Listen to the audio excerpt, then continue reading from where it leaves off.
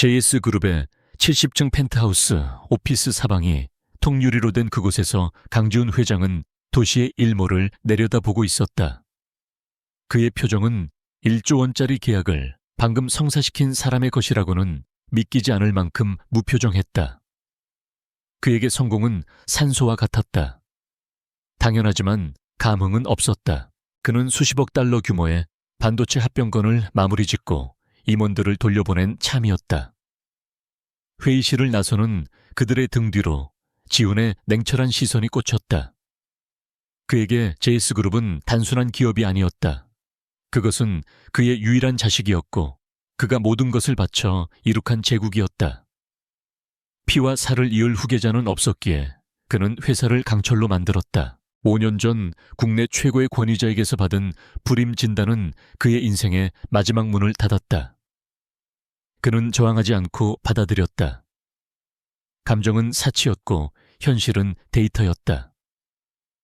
그는 자신의 제국이 혈연이 아닌 시스템으로 영속하도록 모든 구조를 재편했다. 후계자 따위는 필요 없었다.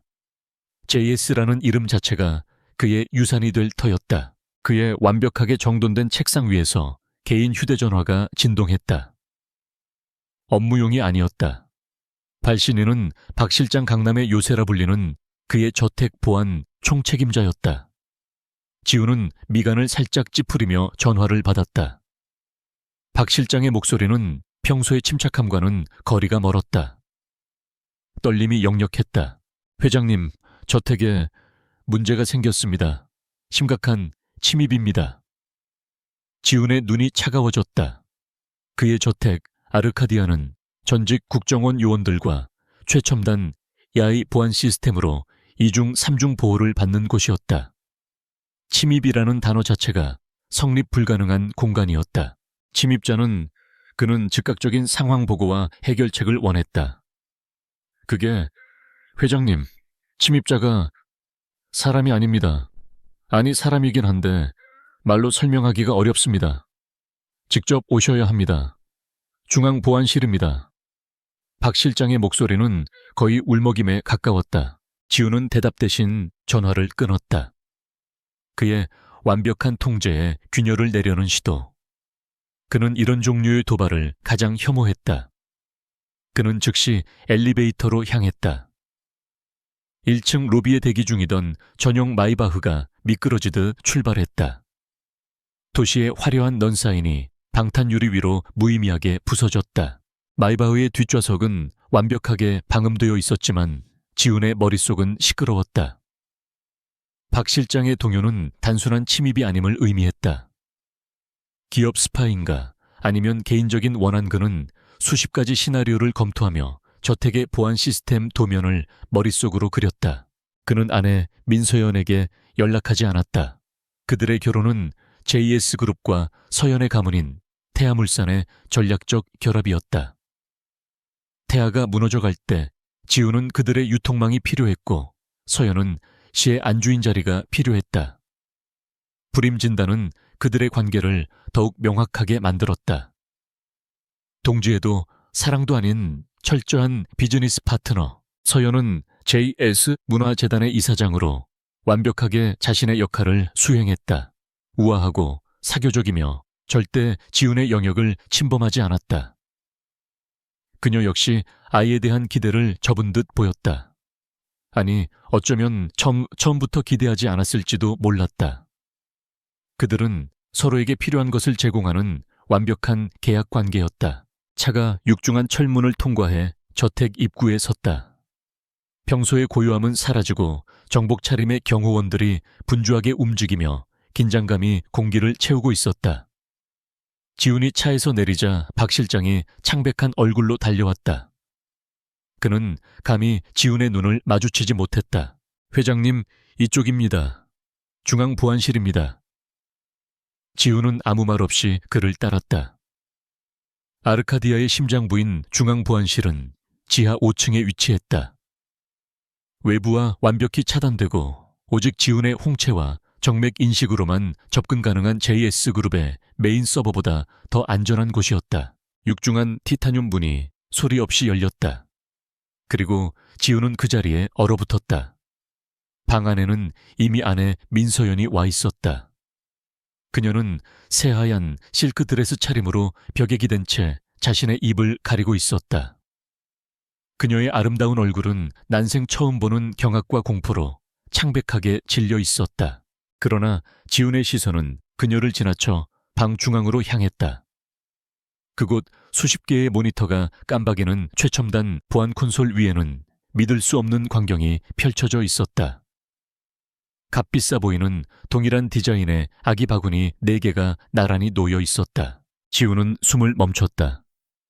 그의 이성이 이 비현실적인 상황을 받아들이기를 거부했다. 바구니 안에는 갓 태어난 듯한 아기 4명이 누워 있었다. 두꺼운 속삭이에 쌓여 기저귀를 찬 작은 생명체들. 하지만 가장 기이한 점은 아기들이 울지 않는다는 것이었다. 보통의 아기라면 이런 낯선 환경에서 자지러지게 울어야 정상이지만 4명의 아기는 모두 눈을 뜨고 있었다. 그들은 울지 않았다. 오히려 내 쌍에 믿을 수 없을 만큼 맑고 깊은 눈동자가 방안을 경호원들을 민서연을 그리고 마침내 문 앞에 선 강지훈을 뚫어줘라 응시하고 있었다. 이게 다 뭔가. 지훈의 목소리는 얼음장처럼 차가웠다. 분노 이전에 찾아온 것은 극도의 혼란이었다. 박 실장, 설명해. 그의 목소리는 조용했지만 그 안에 담긴 위압감은 방 안의 온도를 몇 도는 낮추는 듯했다. 박 실장이 마른 침을 삼키며 입을 열었다. 회장님, CCTV 기록에는 아무것도 없습니다. 경보도 울리지 않았습니다. 지하 5층 이 보안실은 회장님의 홍채 인식 없이는 그 누구도 접근할 수 없습니다. 그런데 그의 목소리가 절망으로 떨렸다. 그런데 이 아기들이 마치 유령처럼 30분 전 전기 순찰 시 이 콘솔 위에 나타났습니다. 지훈의 눈빛이 칼날처럼 날카로워졌다. 유령이라. 박 실장 자네 연봉이 얼만지 잊었나? 이 문을 통과한 기록이 있을 것 아닌가? 없습니다, 회장님. 기록이 없습니다. 박 실장은 거의 무릎을 꿇을 기세였다. 그리고 이것이 함께 발견되었습니다. 그가 떨리는 손으로 보안 콘솔 위에 놓인 낡은 구식의 카세트, 녹음기 하나를 가리켰다. 그때까지 공포에 질려있던 민서연이 비틀거리며 지훈에게 다가왔다. 그녀의 목소리는 공포에 질린 듯 떨렸다. 지훈 씨, 세상에. 이게 무슨 일이에요? 악이라니요. 누가 이런 끔찍한 짓을. 여긴 어떻게 들어온 거죠? 그녀는 남편의 팔을 붙잡았다. 지훈은 아내의 떨림을 느꼈지만 그의 시선은 녹음기에 고정되어 있었다. 틀어. 그가 명령했다. 박 실장이 떨리는 손가락으로 재생 버튼을 눌렀다.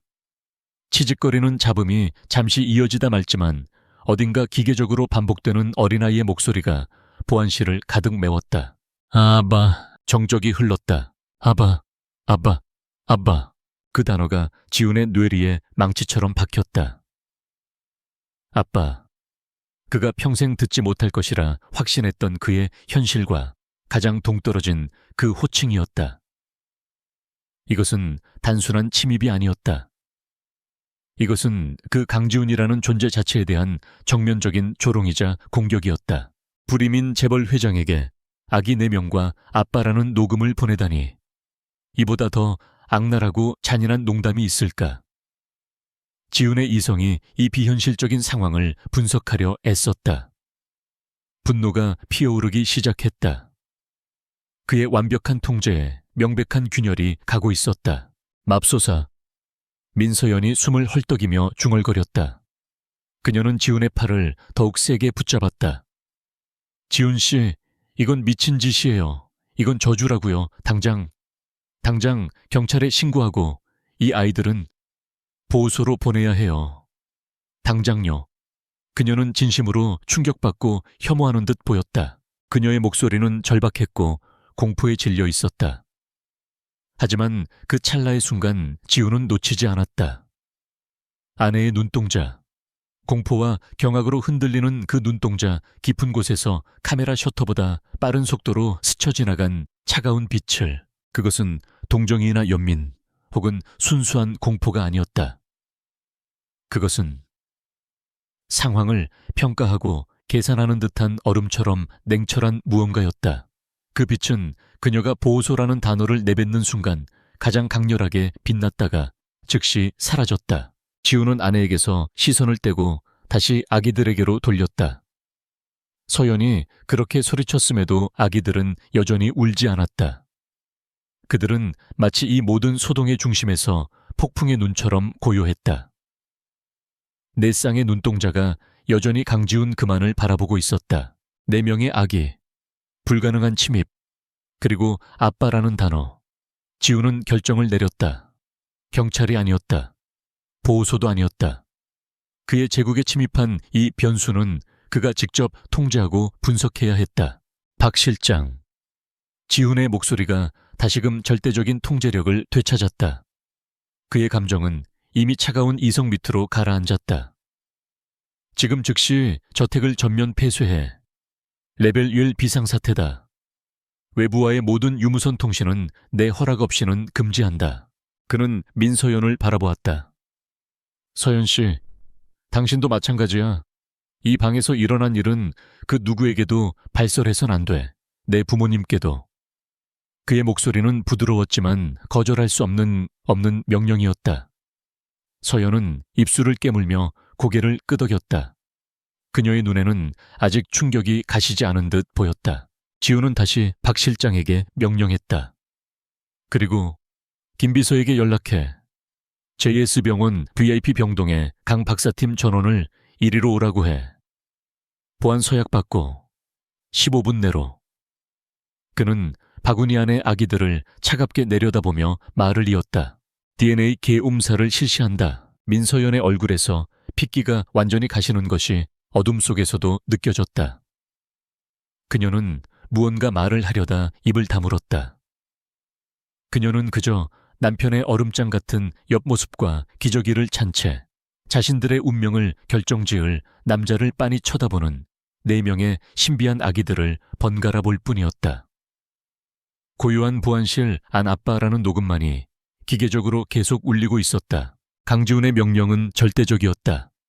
10분도 차에 되지 않아 JS병원 VIP 병동에 강 박사팀이 보안실로 도착했다. 그들은 군인처럼 일사불란하게 움직였다. 강지훈 회장의 개인 주치의인 강 박사는 눈앞의 광경에 경악했지만 단 한마디도 묻지 않았다. 그는 프로였다. 회장님, 무엇을... 그는 말을 아꼈다. 지훈이 차가운 목소리로 지시했다.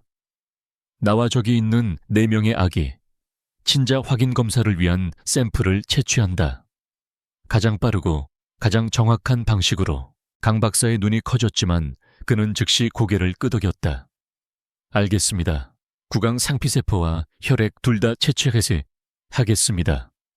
즉시 연구소로 이송하여 최우선으로 분석 시작하겠습니다. 의료팀이 신속하게 키트를 준비했다. 그때까지 창백하게 굳어있던 민서연이 다급하게 한 걸음 나섰다. 그녀의 목소리는 여전히 떨렸지만 무언가 절박함이 깃들어 있었다. 지훈 씨, 잠깐만요. 이게 정말 필요한 일인가요? 이 아기들은 그저 끔찍한 장난의 희생자일 뿐이에요. 그녀는 지훈의 팔을 잡으려 했지만 지훈은 미동도 하지 않았다. 이런 끔찍한 상황에 우리 이름을 엮는 건 위험해요. 만약 검사 결과라도 유출된다면 JS그룹에 어떤 스캔들이 터질지 몰라요. 일단은 조용히 제가 아는 시설로 보내는 게. 지훈이 마침내 아내를 바라보았다. 그의 눈에는 어떤 감정도 담겨 있지 않았다. 서연 씨, 내 저택 보안 시스템이 뚫렸어. 이건 단순한 유기가 아니야. 내 통제 구역에 대한 정면 도전이고 아빠라는 녹음은 나에 대한 기만이야. 그의 목소리는 낮고 단호했다. 나는 데이터가 필요해. 이 아이들이 누구의 소행인지 알아내기 위한 가장 첫 번째 데이터가 바로 DNA야. 스캔들은 사실이 확인된 뒤에 내가 통제한다. 그는 다시 강 박사에게 고개를 돌렸다. 시작해. 민서연은 입술을 깨물었다. 그녀의 손톱이 하얗게 질릴 정도로 드레스 자락을 움켜쥐었다. 그녀는 지켜볼 수밖에 없었다. 의료진이 먼저 지훈의 구강 상피세포와 혈액을 채취했다. 그는 눈 하나 깜빡하지 않았다. 그리고 의료진이 아기들에게 다가갔다. 그들은 만일의 사태에 대비해 아기들이 울음을 터뜨릴 것을 예상했다. 그러나 기이한 정적이 흘렀다.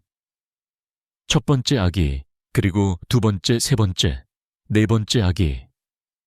작은 바늘이 그들의 발뒤꿈치를 살짝 찔렀을 때 아기들은 울지 않았다. 그들은 그저 눈을 더 크게 떴을 뿐이다. 내 쌍의 맑은 눈동자가 자신들의 피를 채취하는 의료진을, 그리고 그 뒤에 서 있는 강지훈을 물끄러미 바라볼 뿐이었다. 그 모습은 갓난아기라기보다는 이 모든 과정을 인지하고 관찰하는 듯해 소름이 돋을 정도였다. 샘플 채취가 끝나고 강 박사가 조심스럽게 입을 열었다. 회장님, 모든 샘플은 봉인되었습니다. 제가 직접 이송하고 24시간 내로 결과를 보고드리겠습니다. 최고 수준의 보안을 유지하겠습니다. 의료팀은 왔을 때처럼 신속하게 보안실을 빠져나갔다. 이제 방 안에는 지훈과 서연, 그리고 박 실장과 최소한의 경호 인력, 그리고 4명의 아기만 남았다. 아빠라고 반복되던 녹음기는 지훈이 아까 부숴버렸다. 지훈은 박 실장에게 명령했다. 이 아이들은 저택 내에서 가장 안전한 게스트 윙으로 옮긴다. 내가 직접 통제한다. 지훈 씨, 서연이 다시 한번 반대했다. 안 돼요. 어떻게 저 애들을 저택 안에 들일 수가 있어요. 당장 내보내야. 내 명령이야. 지훈이 그녀의 말을 잘랐다. 그의 목소리에 소리가 내렸다. 이 아이들은 증거물이야. 내 손 안에 있어야 해. 그리고 그는 아기들을 내려다보았다. 24시간 동안 결과를 기다린다. 그는 박 실장에게 추가로 지시했다. 국내 최고의 보모팀을 꾸려 3교대로 24시간 밀착 감시한다.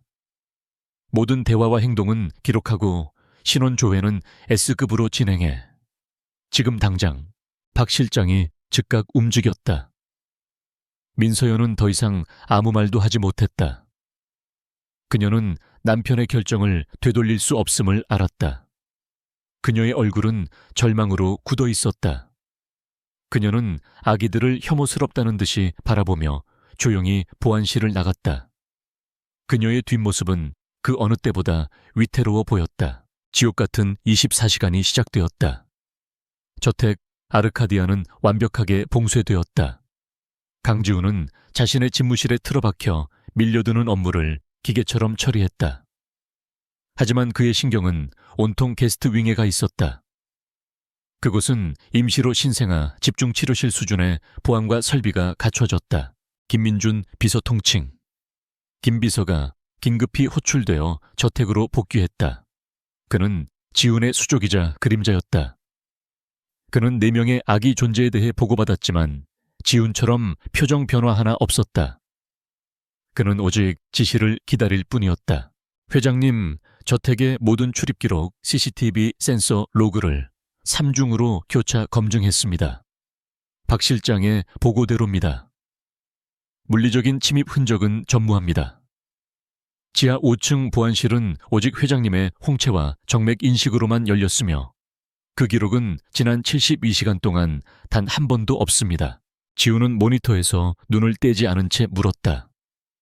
그럼 결론은 유령이거나 혹은 저희가 상상할 수 없는 내부 시스템의 제로데이 공격이거나 그것도 아니면 회장님의 생체 정보가 복제되었거나. 김 비서의 목소리가 무거워졌다. 생체 정보 복제라. 지훈이 중얼거렸다. 그것은 JS그룹의 근간을 흔들 수 있는 최악의 시나리오였다. CCTV에 찍힌 건 없나 저택 주변이라도. 그것이 이상합니다. 아기들이 발견되기 6시간 전 저택 주변 2km 방향의 모든 공공 및 사설 CCTV가 동시에 3분간 마비되었습니다. 전력 문제로 보고되었지만 지금 보니 계획된 거군. 지훈의 눈이 번뜩였다. 3분. 아기들을 옮기기에 충분한 시간은 아니야. 하지만 교란 작전으로는 충분하지. 범인은 우리의 시스템을 손바닥 보듯이 알고 있어. 내부 소행에 무게를 둬. 박 실장을 포함한 모든 보안 인력을 재조사해. 알겠습니다. 김 비서가 보고서를 넘기려 할 때였다. 지훈의 집무실과 연결된 임시보육실의 인터컴에서 다급한 목소리가 들려왔다. 새로 고용된 베테랑 보모 팀장이었다. 회장님, 죄송하지만 아기들이 젖병을 전혀 물지 않습니다. 지훈은 미간을 찌푸렸다. 무슨 말이지? 분유에 문제가 있나 최고급 유기농으로 준비했을 텐데. 아닙니다, 회장님. 여러 종류를 시도했지만 그냥 거부합니다. 마치 입맛에 맞지 않는다는 듯이요. 이렇게 완강하게 젖병을 거부하는 신생아는 처음 봅니다. 지우는 잠시 망설이다 자리에서 일어났다. 그가 직접 가볼 생각이었다. 그 24시간 동안 그는 본능적으로 그 아기들과의 직접적인 접촉을 피하고 있었다. 그것은 그의 이성적인 통제 범위를 벗어난 혼돈의 근원이었다. 하지만 이제 그는 마주해야 했다. 임시보육실은 따뜻하고 쾌적했다. 4개의 최고급 아기 침대가 나란히 놓여 있었고 보모 3명이 안절부절 못하고 있었다. 지훈이 들어서자 공기가 얼어붙었다. 그는 침대로 다가갔다. 아기들은 여전히 울지 않았다. 그들은 배고픔을 호소하는 대신 그저 눈을 뜬 채 지훈을 바라보았다. 그들의 시선은 기묘했다. 갓난아기에 초점 없는 시선이 아니었다. 그것은 명확한 의지를 담고 있었다. 마치 우리는 저것을 먹지 않겠다고 시위하는 듯 했다. 이게 무슨 상황이지? 지훈이 김 비서에게 물었다. 회장님. 김 비서가 조심스럽게 입을 열었다. 아기들이 발견되었을 때 바구니 안에는 특이한 점액질이 담긴 작은 보온병이 하나씩 있었습니다. 내용물 분석 결과 고농축 영양액이었습니다. 일반적인 분유 성분이 아니라 거의 연구소 수준의 맞춤형 배합이었습니다. 지훈은 침대 옆에 놓인 문제에 보온병을 집어들었다. 비어 있었다. 이것과 가장 유사한 성분으로 다시 만들어 JS 바이오 연구소에 연락해 1시간 내로. 그가 명령했다. 그는 아기 중 하나를 내려다보았다. 가장 작지만 시선이 가장 강렬한 아기였다. 지훈은 자신도 모르게 손을 뻗어 아기의 뺨을 스칠 뻔했다. 그 순간 아기의 눈이 그의 손을 따라 움직였다. 그리고 아기의 입이 아주 미세하게 마치 아 하는 소리를 내려는 듯 움직였다. 지훈은 급히 손을 거두었다. 이질감과 혼란이 그의 내면을 휘저었다. 그때 김 비서의 휴대전화가 진동했다. 회장님, 강 박사입니다. 결과가 나왔다고 합니다.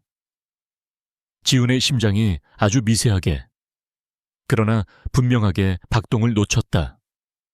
그는 보육실을 나와 다시 집무실로 향했다. 강 박사가 집무실에 들어섰을 때 그의 얼굴은 땀으로 번들거렸다.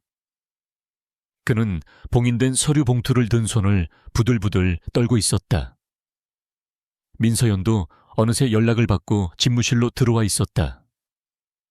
그녀는 애써 미소를 지으려 했지만 입꼬리가 경련하는 것을 숨기지 못했다. 자, 강 박사 결과가 나왔다니 다행이네요. 서연이 먼저 입을 열었다. 어차피 아무 상관없는 걸로 나오겠죠. 그렇죠? 지훈 씨가 5년 전에 이미. 그녀는 말을 흐렸다. 지훈은 오직 강 박사가 내미는 서류 봉투에만 시선을 고정하고 있었다. 그는 봉투를 받아들었다. 종이를 꺼내는 그의 손은 흔들림이 없었다. 그는 서류를 펼쳤다. 길고 복잡한 유전자 배열 데이터가 나열되어 있었다. 그리고 맨 마지막 줄 단 하나의 문장이 그의 모든 이성을 강타했다. 친자 관계 확률 99.99%, 겸체 A 강지훈은 검체 BCD 이 신생아 1, 2, 3, 4위의 생물학적 부부로 판단됨. 정적. 완벽한 정적이 집무실을 지배했다. 지훈은 숨을 쉬는 것조차 잊었다. 99.9999% 그것은 아니오일 가능성이 0이라는 뜻이었다. 그것은 사실이라는 뜻이었다. 그가 불임이라고 믿었던 그가 4명의 아이들의 아버지라는 뜻이었다. 아, 민서연이 짧은 비명을 삼켰다. 그녀는 휘청거리며 소파를 붙잡았다. 말도 안 돼. 말도 안 돼요, 이건. 이건 조작이에요. 강 박사, 당신이 무슨 짓을... 그녀의 목소리는 히스테릭하게 변해갔다. 그러나 지우는 그녀를 보지 않았다. 그의 시선은 서류에 고정된 채 초점이 흐려졌다. 충격이 아니었다. 기쁨은 더더욱 아니었다. 그것은 배신감이었다. 온몸의 피가 차갑게 식는 듯한 심장에서부터 퍼져나가는 얼음 같은 분노였다. 그는 불임이 아니었다. 단 한 번도 불임이었던 적이 없었다. 그렇다면 지난 5년은 무엇이었나 후계자를 포기하고 JS그룹을 강철의 시스템으로 만들려 했던 그의 모든 노력은, 민서연과의 이 무미건조한 계약 결혼은, 이 모든 것은 무엇을 기반으로 세워졌는가? 강 박사, 지훈의 목소리는 물에 젖은 솜처럼 낮게 가라앉아 있었다. 5년 전 내 불임 진단을 내렸던 의사, 한상철 박사. 그 자의 진단 기록, 지금 당장 검토해. 강 박사는 이미 준비했다는 듯 창백한 얼굴로 다른 태블릿 PC를 내밀었다. 회장님, 그래서 저도 이상해서 5년 전 한 박사의 클리닉에서 이관된 회장님의 초기 데이터를 검토했습니다. 그런데 회장님, 데이터가 이상합니다. 뭐가? 데이터 자체가 회장님의 것이 아닐 가능성이 높습니다. 아니면 고의로 조작되었거나, 당시의 샘플링 절차와 지금의 결과를 비교해 볼 때 5년 전의 진단은 명백한 오진이거나 혹은... 강 박사는 감히 다음 말을 잇지 못했다. 그러나 지훈은 이미 답을 알고 있었다. 혹은 고의적인 기만. 지훈은 천천히 고개를 들었다. 그의 눈은 더 이상 혼란스럽지 않았다. 그의 눈은 분노로 이글거렸다. 5년간 그를 속인 자, 그의 인생을, 그의 제국을, 그의 미래를 통째로 기만한 자, 그 자를 찾아내야 했다. 그는 창백하게 질려 소파에 쓰러져 있는 민서연을 보았다. 그녀는 이건 꿈이야, 이건 꿈이야 라고 중얼거리고 있었다. 지훈의 시선은 그녀에게서 다시 김비서에게로 향했다. 그의 목소리는 이제 얼음보다 차갑고 칼날보다 날카로웠다. 김비서, 5년 전 내 불임 진단을 내렸던 한상철 박사. 지금 당장 그 자가 지구 끝에라도 숨어 있다면 산채로 내 앞에 끌고 와. 강지훈의 집무실은 99.999%라는 숫자가 가져온 충격으로 인해 진공 상태가 되었다. 시간의 흐름이 멈춘 듯 했다. 가장 먼저 침묵을 깬 것은 민서연의 가쁜 숨소리였다. 그녀는 하얗게 질린 얼굴로 남편과 강 박사를 번갈아 보며 거의 비명에 가까운 목소리로 현실을 부정했다. 조작이야, 이건 틀림없는 조작이에요. 지훈 씨, 당신도 알잖아요. 5년 전에 우리가 분명히... 그녀의 목소리는 공포와 분노로 찢어질 듯했다. 하지만 강지훈은 그녀를 돌아보지 않았다. 그의 시선은 여전히 친자 관계라는 단어에 고정되어 있었다. 그의 분노는 뜨겁게 폭발하는 대신 빙하처럼 차갑게 응축되었다. 그의 인생 전체가 정교한 사기극 위에 세워져 있었다는 자각. 그가 후계자를 폭하고 JS를 시스템 제국으로 만들려 했던 지난 5년의 모든 노력이 누군가의 악의적인 의도에 의해 조종당했다는 사실. 김비서. 지훈의 목소리는 평소보다 훨씬 낮고 조용했지만 그 안에 담긴 냉기는 방 안에 모든 사람을 얼어붙게 만들었다. 한상철 박사. 5년 전 내 진단을 내린 자, 지금 어디 있지? 김민준 비서는 이미 태블릿을 조작하고 있었다. 즉시 위치 파악에 들어갔습니다, 회장님. 하지만 초기 검색 결과가 좋지 않습니다. 지우는 DNA 검사 서류를 반으로 접어 테이블 위에 내려놓았다. 그는 자리에서 일어나 집무실 창가로 걸어갔다. 도시의 야경이 그의 눈에 들어오지 않았다. 강 박사. 그가 창밖을 보며 말했다. 당신은 즉시 병원으로 복귀해. 24시간 동안 내가 보낸 4개의 샘플과 내 DNA의 일치율을 재검토하고 교차 검증하고 다시 분석해. 단 하나의 오차도 용납할 수 없어. 없어. 이 검사가 내 손에 들어오기까지 관여한 모든 인력을 격리하고 감시해. 예 회장님 즉시 시행하겠습니다. 강 박사는 이 상황이 단순한 의료 스캔들이 아님을 직감했다. 그는 재빨리 서류를 챙겨 집무실을 빠져나갔다. 이제 방 안에는 지훈과 서연 그리고 김 비서만이 남았다. 서연은 여전히 소파에 주저앉아 떨고 있었다. 지훈 씨, 제발 저 좀 보세요. 이건 말이 안 돼요. 우리가 속은 거예요. 누군가 우리 사이를. 그녀가 애원하듯 말했지만 지훈은 차갑게 그녀의 말을 끊었다. 속았지. 그의 목소리는 유리가 갈리는 듯했다. 지난 5년간 나는 완벽하게 속았어. 그는 마침내 아내를 돌아보았다. 그의 눈에는 어떤 연민도 위로도 없었다. 오직 차가운 분석과 의심만이 가득했다. 서연 씨, 당신도 속았나 아니면... 그는 말을 멈추었다. 지금은 때가 아니었다.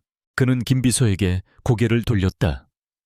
아이들은 게스트 윙의 보안 설비 완료했습니다.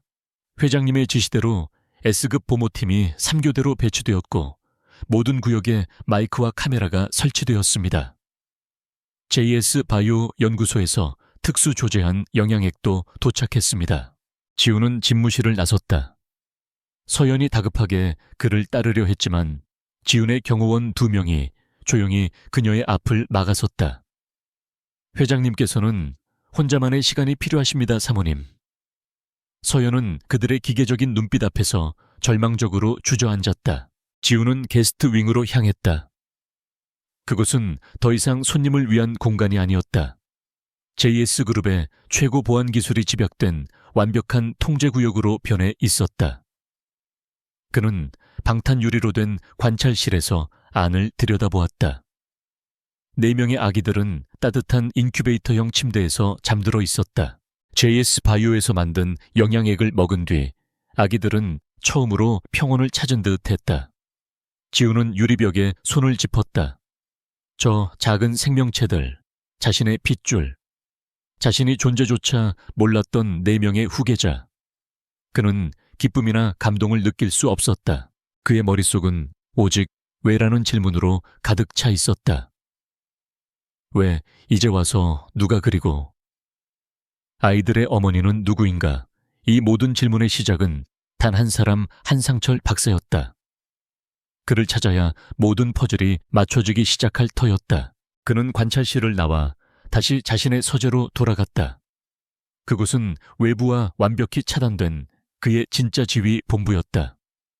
김 비서가 이미 모든 통신 장비를 준비해두고 기다리고 있었다. 보고해. 지훈이 어둠 속에 앉으며 말했다. 한상철 박사, 5년 전 회장님의 불임 진단을 내린 미래희망 클리닉 원장이었습니다. 그는 회장님의 진단이 있은 직후 정확히 3주 뒤 병원을 급하게 매각했습니다. 김 비서의 목소리는 무거웠다. 그는 태블릿 화면을 벽에 투사했다. 병원 인수자는 글로벌 헬스케어라는 유령 회사였고 이 회사는 1년 뒤 파산했습니다. 그 과정에서 병원의 모든 진료 기록이 소실되었습니다. 소실, 지훈의 목소리에 날이 섰다. 정확히는 사고였습니다. 기록 보관 창고에 원인 불명의 화재가 발생했습니다. 빙고. 지훈은 입꼬리를 비틀었다. 우연이라고 하기엔 너무나 완벽한 시나리오였다. 그럼 디지털 기록은 그것이 문제입니다. 미래희망 클리닉은 구식 시스템을 사용했습니다. 대부분의 중요 기록은 종이 차트로 보관되었고 디지털 백업은 존재하지 않거나 화재 당시 함께 유실된 것으로 보입니다. 한상철 본인은 지훈의 질문이 이어졌다. 그는 병원 매각 직후 뉴질랜드로 이민을 떠났습니다. 모든 재산을 처분하고 한국 국적을 포기했습니다. 저희 팀이 뉴질랜드 현지 주소지를 추적했지만 이미 4년 전이었습니다. 김 비서가 다음 화면을 넘겼다. 한상철 박사의 마지막 모습이 담긴 공항 CCTV 화면이 나타났다.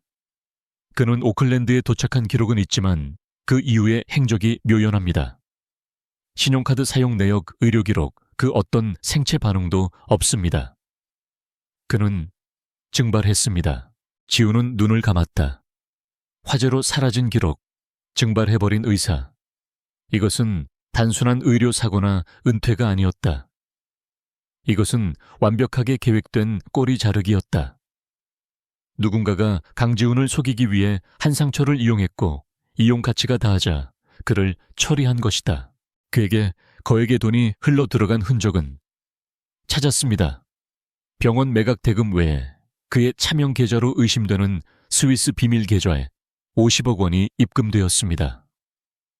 입금자는 역시 유령 법인이었습니다. 그리고 그 돈은 뉴질랜드로 떠나기 직전 모두 인출되었습니다. 50억. 그의 인생을 5년간 뒤바꾼 대가였다. 지훈은 차가운 분노에 휩싸였다. 그는 자신의 지능과 통제력에 대해 자부심을 가지고 있었다. 그러나 누군가가 그의 눈을 완벽하게 속이고 그의 삶을 무대 위의 인형처럼 조종했다. 회장님, 김 비서가 조심스럽게 입을 열었다. 이 정도 규모의 음모는 혼자서는 불가능합니다. 병원 화재를 조작하고 한 사람을 완벽하게 증발시키고 JS그룹의 보안 시스템을 뚫고 아이들을 데려다 놓을 수 있는 자, 김 비서는 감히 다음 말을 잊지 못했다. 하지만 두 사람 모두 같은 이름을 떠올리고 있었다. 이 모든 일로 인해 강지훈이 후계자를 가질 수 없다고 믿게 됨으로써 가장 큰 이득을 본 사람, JS그룹의 안주인 자리를 굳건히 한 사람, 바로 민서연이었다. 지훈은 서재에 홀로 남았다. 그는 5년 전을 복귀했다. 당시 태아물산은 무너지고 있었고 민서연은 절박했다. 자신과의 결혼은 그녀에게 유일한 동아줄이었다. 하지만 지훈은 후계자를 원했다. 만약 민서연 자신이 불임이었거나 혹은 다른 이유로 아이를 원치 않았다면, 그래서 지훈을 속이고 그가 불임이라고 믿게 만든다면 지훈은 더 이상 후계자에 대한 기대를 갖지 않을 것이고 그들의 결혼은 아이라는 변수 없이 비즈니스 파트맨으로 견고하게 유지될 수 있었을 것이다. 그것이 그녀의 동기였을까? 하지만 DNA 검사 결과가 나왔을 때 서연의 반응은 너무나도 생생한 충격과 공포였다. 그것이 연기였다면 그녀는 오스카상 주연 배우감이었다. 만약 그녀가 범인이라면 왜 이제 와서 자신의 아이들을 저택의 심장부에 데려다 놓는 위험한 도박을 한단 말인가? 지훈은 혼란스러웠다. 그러나 그는 감정에 휘둘리지 않았다. 그는 한상철의 사진을 뚫어져라 바라보았다. 죽었든 살았든 넌 이야 음모의 첫 번째 고리야. 그는 김 비서를 다시 호출했다. 전 세계에 깔린 씨의 정보망을 총동원해 한상철을 찾아 시체라도 좋아. 그리고 그는 관찰실에 CCTV 화면을 켰다. 4명의 아기들이 동시에 눈을 뜨고 있었다. 그들은 울지 않고 마치 카메라 렌즈 너머에 지훈을 인지하는 듯 천장을 빤히 응시하고 있었다. 그 기묘한 지성에 지훈은 잠시 숨을 멈췄다. 이 아이들을 저택에 데려다 놓자. 혼자를 찾아. 저택 주변의 모든 CCTV 3분간의 마비. 그 배후를 찾아내. 이건 더 이상 내 개인적인 복수가 아니야. 이건 내 아이들에 대한 위협이다. 그의 목소리는 강철처럼 단단해졌다. 불임이라 믿었던 재벌 회장은 이제 내 아이의 아빠로서 움직이기 시작했다. 한상철 박사를 찾는 작업은 교착 상태에 빠졌다. 강지훈이 동원할 수 있는 JS그룹의 모든 글로벌 정보망과 사설 탐지팀이 투입되었지만 그 남자는 말 그대로 연기처럼 사라진 후였다. 김민준 비서의 보고는 간결하고 절망적이었다. 회장님, 뉴질랜드 오클랜드 공항의 CCTV가 그의 마지막 공식 기록입니다. 그 후 그의 이름으로 된 어떠한 금융거래통신 기록, 출입국 기록도 발견되지 않았습니다. 현지 협력팀이 파견되었으나 그가 거주했던 주소는 이미 4년 전 다른 사람에게 넘어갔습니다. 지우는 서재의 거대한 책상에 앉아 눈을 감고 있었다. 완벽한 증발. 이것은 아마추어의 도피가 아니었다. 이것은 거대한 배후 세력에 의한 전문적인 처리였다. 한상철은 이 거대한 사기극의 일회용 소모품에 불과했을 것이다. 이제 그는 죽었거나 혹은 죽음보다 더한 감금 상태일 터였다. 이로써 5년 전에 오진을 직접 추궁하려던 계획은 벽에 부딪혔다. 지우는 차가운 분노를 억눌렀다. 그의 완벽한 통제하에 있던 인생이 사실은 누군가가 정교하게 설계한 무대 위였다는 사실을 받아들여야 했다. 그리고 이제 그 무대 위에 4명의 예기치 않은 배우가 등장했다. 그의 유일한 단서는 이제 게스트윙에 격리된 4명의 아기들 뿐이었다. 한상철이 과거의 연결고리라면 아이들은 현재의 증거물이며 모든 미스터리의 핵심이었다. 그는 자리에서 일어나 게스트윙으로 향했다. 아이들이 저택에 온 지 72시간이 지났다. 게스트윙의 임시보육실은 JS 병원의 신생아 집중치료실보다 더 엄격하게 통제되고 있었다. 국내 최고로 구성된 보모팀은 S급 보안 서약을 하고 투입되었으며 그들의 모든 움직임은 24시간 녹화 녹음되고 있었다. 지훈이 들어서자 보모들은 궁이 잡힌 군인처럼 일제히 고개를 숙였다. 보고해. 지훈이 방탄유리로 된 관찰실에서 안을 들여다보며 말했다. 보모팀장이 긴장한 목소리로 보고했다. 회장님, JS바이오에서 제공한 특수 영양액은 잘 받아먹고 있습니다. 건강 상태는 측정 가능한 모든 수치가 최상입니다. 다만 지훈의 날카로운 시선이 팀장에게 향했다. 아기들이 잠을 거의 자지 않습니다.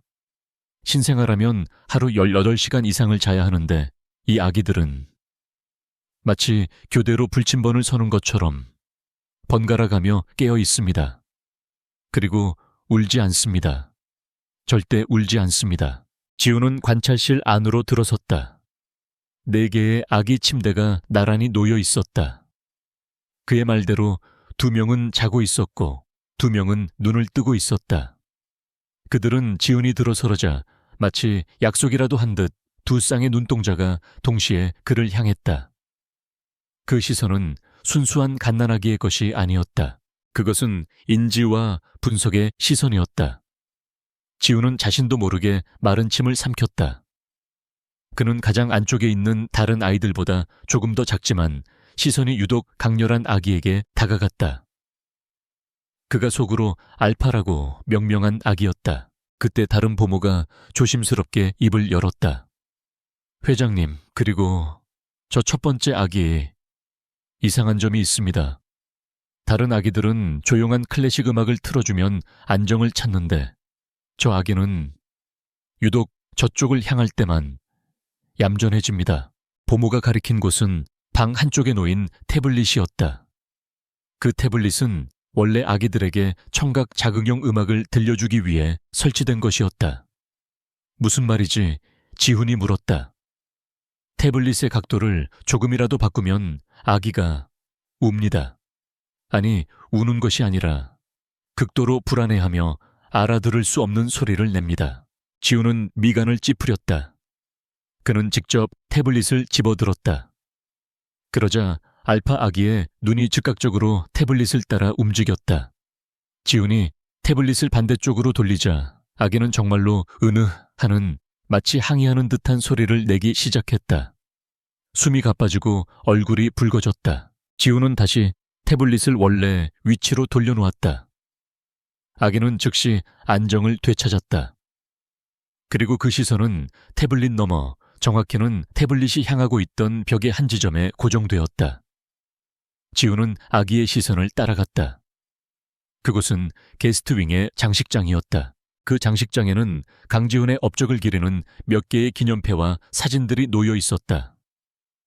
아기가 저런 것에 관심을 가질 리가. 지우는 그것이 단순한 우연 혹은 빛의 반사 때문일 거라 생각했다.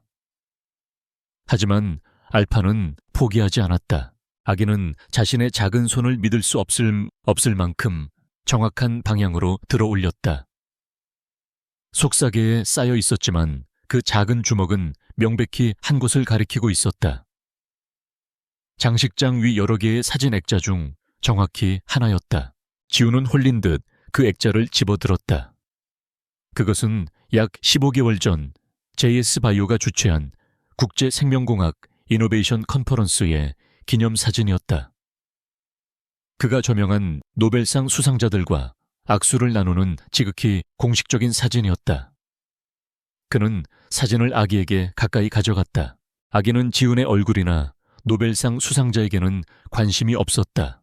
아기의 시선은 사진의 배경 아주 작게 찍힌 한 인물에게 고정되어 있었다.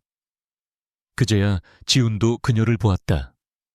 공식적인 악수 장면 뒤편에서 샴페인 잔을 든 채 그를 빤히 바라보고 있던 한 여자. 기억이 섬광처럼 스쳤다. 15개월 전 그 지루하기 짝이 없던 컨퍼런스의 애프터 파티. 수많은 아첨꾼과 투자자들 사이에서 그는 유일하게 지적인 대화가 가능한 상대를 만났다. 그녀는 KAIST에서 파견된 젊은 연구원이었다. 그녀의 이름은 윤하은. 화려한 드레스를 입은 다른 사람들과 달리 그녀는 단정한 셈이 정장 차림이었다. 그녀는 그에게 다가와 다짜고짜 질문을 던졌다. 회장님의 JS 반도체가 개발한 뉴로모픽 칩을 양자 컴퓨팅이 아닌 유전자 염기 서열 분석에 적용할 수 있을까요? 그 질문은 신선했다. 그들은 파티의 소음을 피해 테라스로 나갔고 대화는 시간 가는 줄 모르고 이어졌다. 인공지능, 유전공학, 그리고 생명의 본질에 대한 철학적인 토론까지. 그녀의 눈은 그가 지금껏 본 그 어떤 눈보다도 깊고 총명했다. 대화는 호텔 바로 이어졌다. 독한 위스키가 몇 잔 오갔다. 그녀의 지성에 매료되었고 그는 5년 만에 처음으로 불임이라는 자신의 현실을 잊었다. 그리고 그날 밤의 기억은 안개처럼 흐릿했다. 지독한 숙취와 함께 호텔 스위트에서 홀로 깨어났을 뿐이었다. 그는 그것을 그저 지적인 유희와 하룻밤의 실수 혹은 꿈으로 치부했다. 그는 윤혜은이라는 이름을 잊었다. 그러나 지금 그의 불임이 거짓이었음이 밝혀진 이 시점에 15개월 전에 그날 밤이 다시 떠올랐다. 15개월, 아기들의 나이와 기가 막히게 일치하는 시간이었다. 지우는 심장이 차갑게 내려앉는 것을 느끼며 서재로 돌아왔다. 그의 손에는 사진 액자가 들려 있었다. 김비서, 이 여자를 찾아. 윤하은, 15개월 전 KAIST 소속 연구원. 그의 목소리는 미세하게 떨리고 있었다. 김민준 비서는 즉시 검색에 들어갔다. 그리고 그의 표정은 한상철 박사를 검색했을 때와 똑같이 굳어졌다. 회장님, 이상합니다. 그가 태블릿을 지훈에게 내밀었다. 윤하은, 20대 후반, 최연소로 인정받은 천재적인 생명공학자.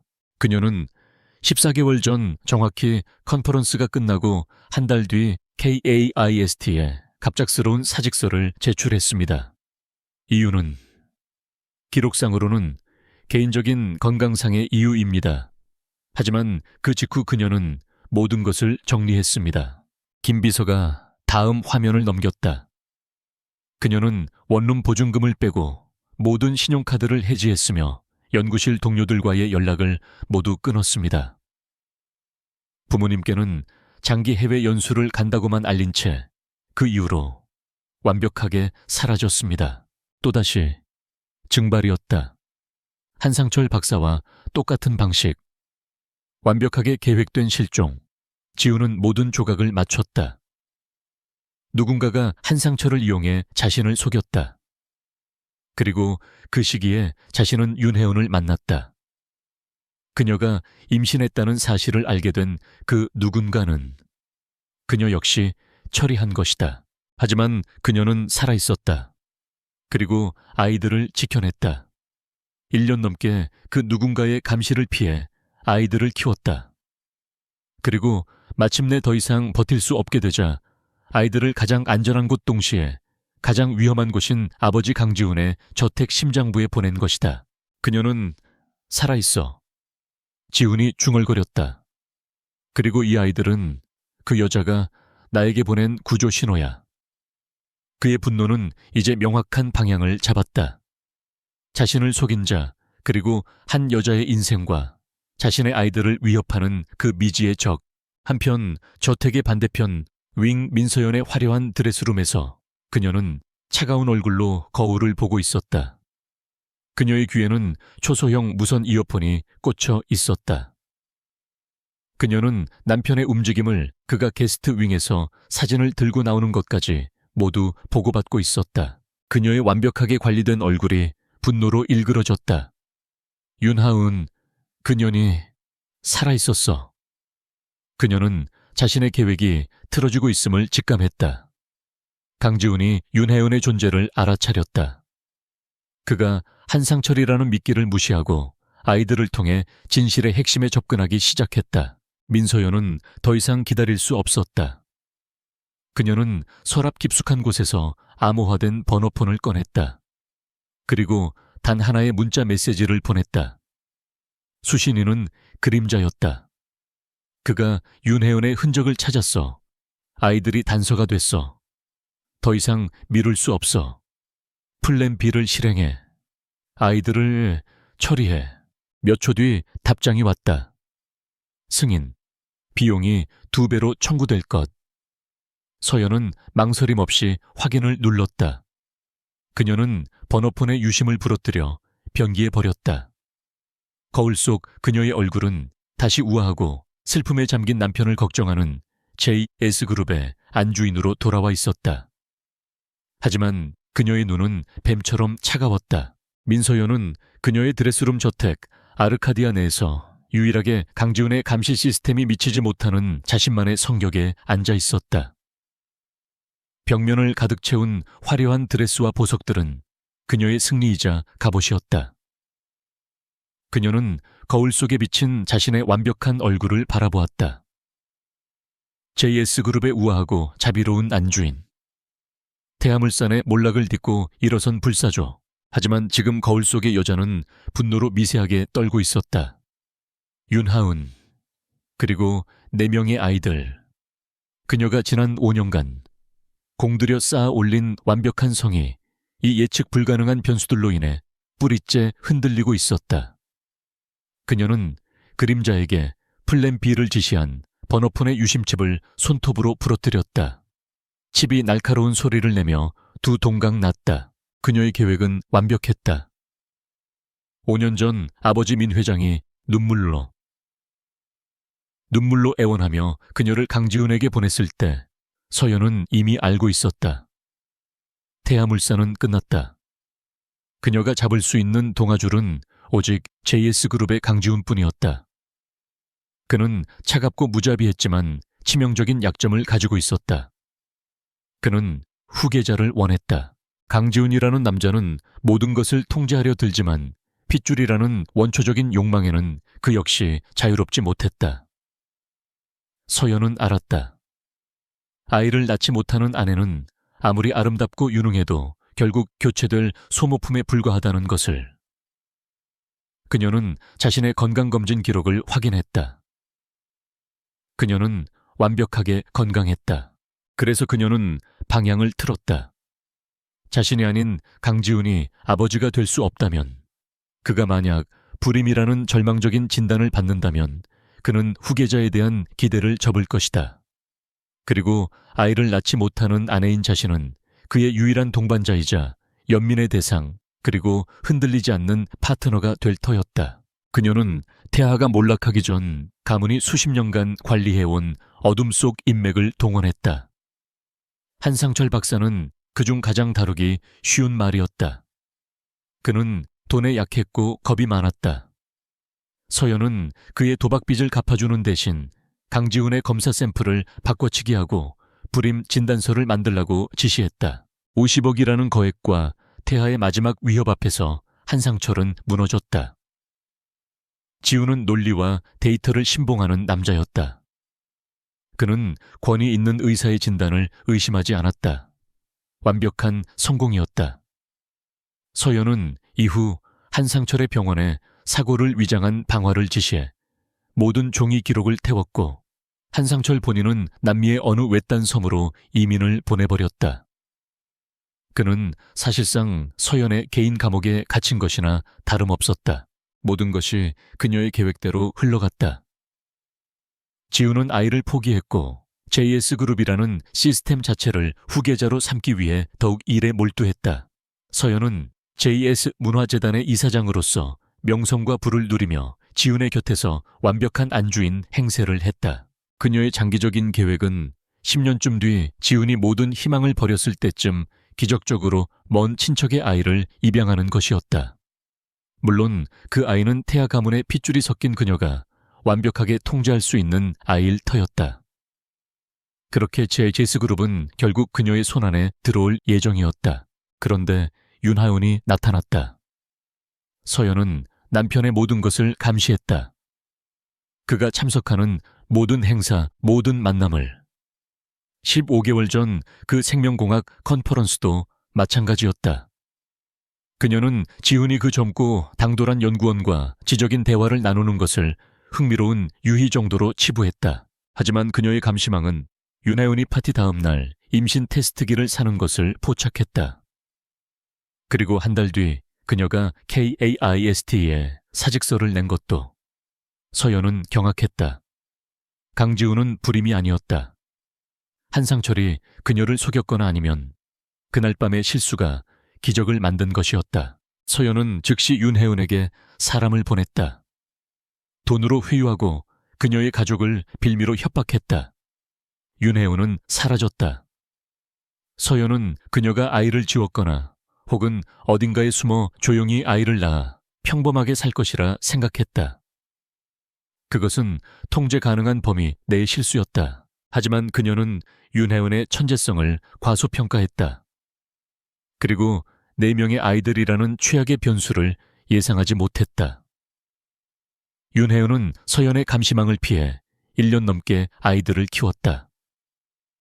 그리고 더 이상 도망칠 곳이 없어지자 가장 대담하고 치명적인 방법, 강지훈의 저택 심장부에 아이들을 밀어넣는 도박을 감행했다. 그녀가 어떻게 아르카디아의 보안을 뚫었는지는 중요하지 않았다. 중요한 것은 아이들이 여기에 있다는 사실이었다. 그리고 그 천재 아기들이 15개월 전의 사진을 가리켜 강지훈이 윤혜은의 존재를 다시 상기시켰다는 사실이었다. 강지훈이 윤혜은을 찾는 것은 시간 문제였다. 그리고 윤혜은을 만나면 그녀는 모든 것을 말할 것이다. 5년 전의 불임 진단 사기, 그리고 자신이 그녀를 어떻게 협박하고 쫓았는지. 그렇게 되면 민서연은 모든 것을 잃는다. JS그룹의 안주인 자리뿐만 아니라 태아 가문의 마지막 자존심마저. 그녀는 그렇게 무너질 수 없었다. 그래서 플랜 B가 필요했다. 아이들이 사라져야 했다. 강지훈과 윤혜은을 연결하는 유일한 고리. 그 증거물들이 영원히. 그녀는 그림자에게 연락했다. 그는 태아 가문이 가장 어두운 시절부터 이용해온 해결사였다. 전직 특수부대 출신으로 돈만 받으면 못할 일이 없는 남자였다. 서연은 그에게 아이들의 사진과 게스트 윙의 내부 구조도를 전송했다. 회장님이 새로 고용한 보모팀과 경호원들 꽤 성가시겠군. 그림자의 목소리는 전화기 너머에서도 차가웠다. 비용이 2배가 될 거다. 그리고 성공하더라도 강지훈의 분노는 상상 이상일 텐데. 감당할 수 있겠나, 아가씨? 돈은 문제없어. 서연이 차갑게 대답했다. 강지훈의 분노는 내가 감당해. 당신은 외부의 소행처럼 보이게만 해. 예를 들면 JS그룹의 경쟁사나 혹은 이제 막 존재가 알려진 후계자들을 노린 몸값 요구형 납치범처럼. 그녀는 완벽한 시나리오를 구상했다. 아이들이 납치된다. 강지훈은 분노할 것이고 모든 수단을 동원해 범인을 찾으려 할 것이다. 그녀는 충격에 빠진 비련의 아내 역할을 연기할 것이다. 그리고 그림자는 아이들을 처리한 후 모든 흔적을 지우고 잠적할 것이다. 그림자는 동의했다. 좋아. 기회는 단 한 번뿐이다. 내부에서 문을 열어줘야 해. 내가 게스트 윙의 보안 시스템을 무력화할 수 있는 시간, 정확히 3분이 필요하다. 내가 그 3분을 만들겠어. 서연이 말했다. 그녀는 아르카디아의 보안 시스템에 대해 지훈만큼이나 잘 알고 있었다. 아니, 어쩌면 그 이상이었다. 그녀는 이 집을 지을 때부터 만일의 사태를 대비해 자신만이 아는 백도어를 심어두었다. 그것은 지훈의 통제 시스템에서도 감지되지 않는 오직 그녀의 생체 인식으로만 작동하는 비상 통로였다. 오늘 밤 새벽 3시, 경호원들의 교대 시간과 시스템 정기 점검이 겹치는 가장 취약한 시간이야. 내가 게스트 윙의 내부 센서와 카메라를 3분간 교란시키겠어. 그 안에 끝내. 알겠다. 그림자의 대답과 함께 전화가 끊겼다. 민서연은 거울을 바라보며 천천히 미소 지었다. 완벽하게 슬픔에 잠긴 충격받은 아내의 표정이었다. 그녀는 한여를 불러 가장 강력한 수면제를 가져오라고 했다. 물론 그녀는 그 약을 먹지 않을 것이다. 한여에게 불면증으로 고통받는 모습을 보여주기 위한 연극일 뿐이었다. 그녀는 자신의 침실로 돌아와 가장 비싼 실크 잠옷으로 갈아입었다. 강지훈은 서재에서 밤을 새울 것이다. 윤하연의 흔적을 쫓느라. 그는 모를 것이다. 그가 필사적으로 찾으려는 진실의 열쇠가 바로 오늘 밤 그의 심장부에서 영원히 사라질 것이라는 것을. 미안하게 됐네, 윤혜은 씨. 서연은 샴페인을 한 모금 마시며 어둠 속에서 속삭였다. 그리고 아기들아, 너희는 태어나지 말았어야 했어. 이건 너희를 위한 자비야. 그녀의 눈은 그 어떤 죄책감도 없이 차가운 결의로 불타고 있었다. 새벽 3시, 죽음의 시간. 저택 아르카디아가 1년 중 가장 깊은 어둠과 침묵에 잠기는 순간이었다. 민서연은 그녀의 호화로운 침실, 두꺼운 커튼으로 빛 한 줄기 새어들지 않는 완벽한 어둠 속에서 눈을 뜨고 있었다. 그녀는 잠든 척했지만 그녀의 모든 신경은 팽팽하게 당겨진 활시위 같았다. 마침내 디지털 시계가 03.00을 표시했다. 약속된 시간. 그녀는 침대 옆에 작은 무선 패널을 조작했다. 그녀의 지문과 홍채가 이중으로 인증되자 아르카디아의 메인 보안 시스템에 등록되지 않은 백도어가 활성화되었다. 그녀가 이 저택에 입성할 때 심어둔 강지훈조차 모르는 비상 통로였다. 그녀의 목표는 단 하나, 게스트 윙이었다. 그녀는 게스트 윙으로 향하는 모든 CCTV 피드를 3분간 루프 상태로 돌렸다. 영상은 1분 전에 평화로운 모습을 반복 재생할 것이다. 동시에 내부의 모든 동작 감지 센서와 음향 센서를 무력화시켰다. 이제 3분간 게스트 윙은 유령의 집이 되었다. 그녀는 그림자에게 신호를 보냈다. 시작해. 같은 시각 저택의 본관 서재. 강지훈은 뜬 눈으로 밤을 새우고 있었다. 그의 앞에는 윤혜은의 희미한 흔적들이 흩어져 있었다. 14개월 전의 사직서, 마지막 통신 기록, 그리고 그녀가 임신 중이었을지도 모른다는 정황 증거들. 그는 거대한 퍼즐의 조각들을 맞추려 애쓰고 있었다. 회장님, 김민준 비서가 조용하지만 긴박한 목소리로 그를 불렀다. 그는 자신의 개인 보안 태블릿을 들고 있었다. 그것은 민서연이 알지 못하는 오직 지훈에게만 직속된 별개의 감시 시스템이었다. 이상이 감지되었습니다. 지훈의 시선이 날카로워졌다. 게스트 윙의 내부 센서가 모두 오프라인입니다. 단순한 장애가 아닙니다. 누군가 관리자 권한으로 강제 종료시켰습니다. 그리고 게스트 윙 후면 보안 사각지대의 열 감지 센서에 3개의 신호가 잡혔습니다. 지훈의 온몸에 피가 차갑게 식었다. 내부 시스템의 무력화와 외부 침입자의 동시 발생. 이것은 내부 조력 없이는 불가능한 완벽하게 계획된 기습이었다. 그의 뇌리에 단 한 사람 조금 전 충격으로 잠들었다고 보고된 아내 민서연이 스쳐 지나갔다. 김비서, 내 개인 경호팀 지금 당장 게스트 윙으로. 조용히 포위해. 지훈이 자리를 박차고 일어섰다. 그리고 저택의 모든 출입구를 전면 봉쇄해. 레벨 1 비상사태. 지금부터 내 허락 없이는 개미 한 마리도 내보낼 수 없어. 게스트 윙의 임시 보육실. 어둠 속에 3명의 검은 그림자가 소리 없이 스며들었다. 그들은 그림자가 보낸 최전계 용병들이었다. 야간 투시경을 쓴 그들의 눈에 4개의 아기 침대가 보였다. 그들은 오늘 밤의 목표물이 울지도 못하는 단순한 짐이라고 생각했다. 리더가 손짓했다. 2명은 아기들을 1명은 퇴로를 확보하기로 했다. 리더가 가장 가까운 침대 지훈이 알파라고 불렀던 아기에게 손을 뻗었다. 그는 아기를 들어 올려 미리 준비한 약물을 주입하고 가방에 넣을 생각이었다. 모든 것을 3분 안에 끝내야 했다. 하지만 그가 손을 뻗은 순간 침대 안에 알파는 자고 있지 않았다. 아기는 눈을 뜬 채 침입자의 손길을 차갑게 응시하고 있었다. 그뿐만이 아니었다. 4명의 아기 모두 마치 이 순간을 기다렸다는 듯이 완벽한 침묵 속에서 깨어 있었다. 침입자의 손이 알파의 속사계에 닿으려는 찰나방 건너편 침대에서 브라보가 몸을 뒤집었다. 그는 자신의 침대 난간에 매달려 있던 보무가 깜빡하고 끄지 않은 전자동 모빌 장난감의 재생 버튼을 작은 주먹으로 내리쳤다. 반짝반짝 작은 별 아름답게 비치네.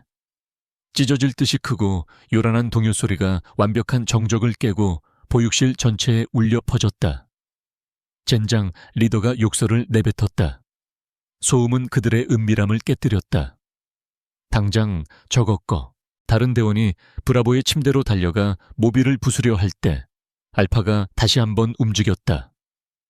그는 침대 난간을 붙잡고 불안정하게 일어서더니 방구석을 향해 필사적으로 손을 뻗었다.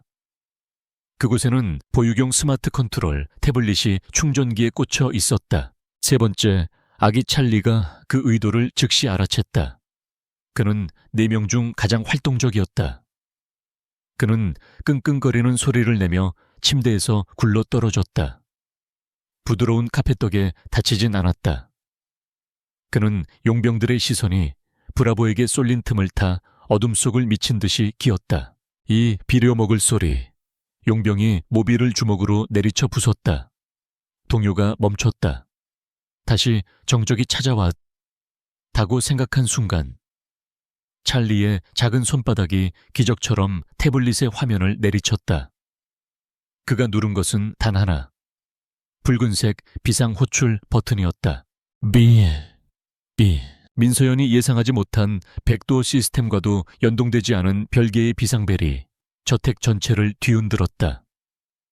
이것은 화재 경보가 아니었다. 이것은 보육실 내부에서 발생한 긴급 의료, 보안 상황을 알리는 강지훈의 개인 시스템에만 직결된 최고 등급의 경보였다.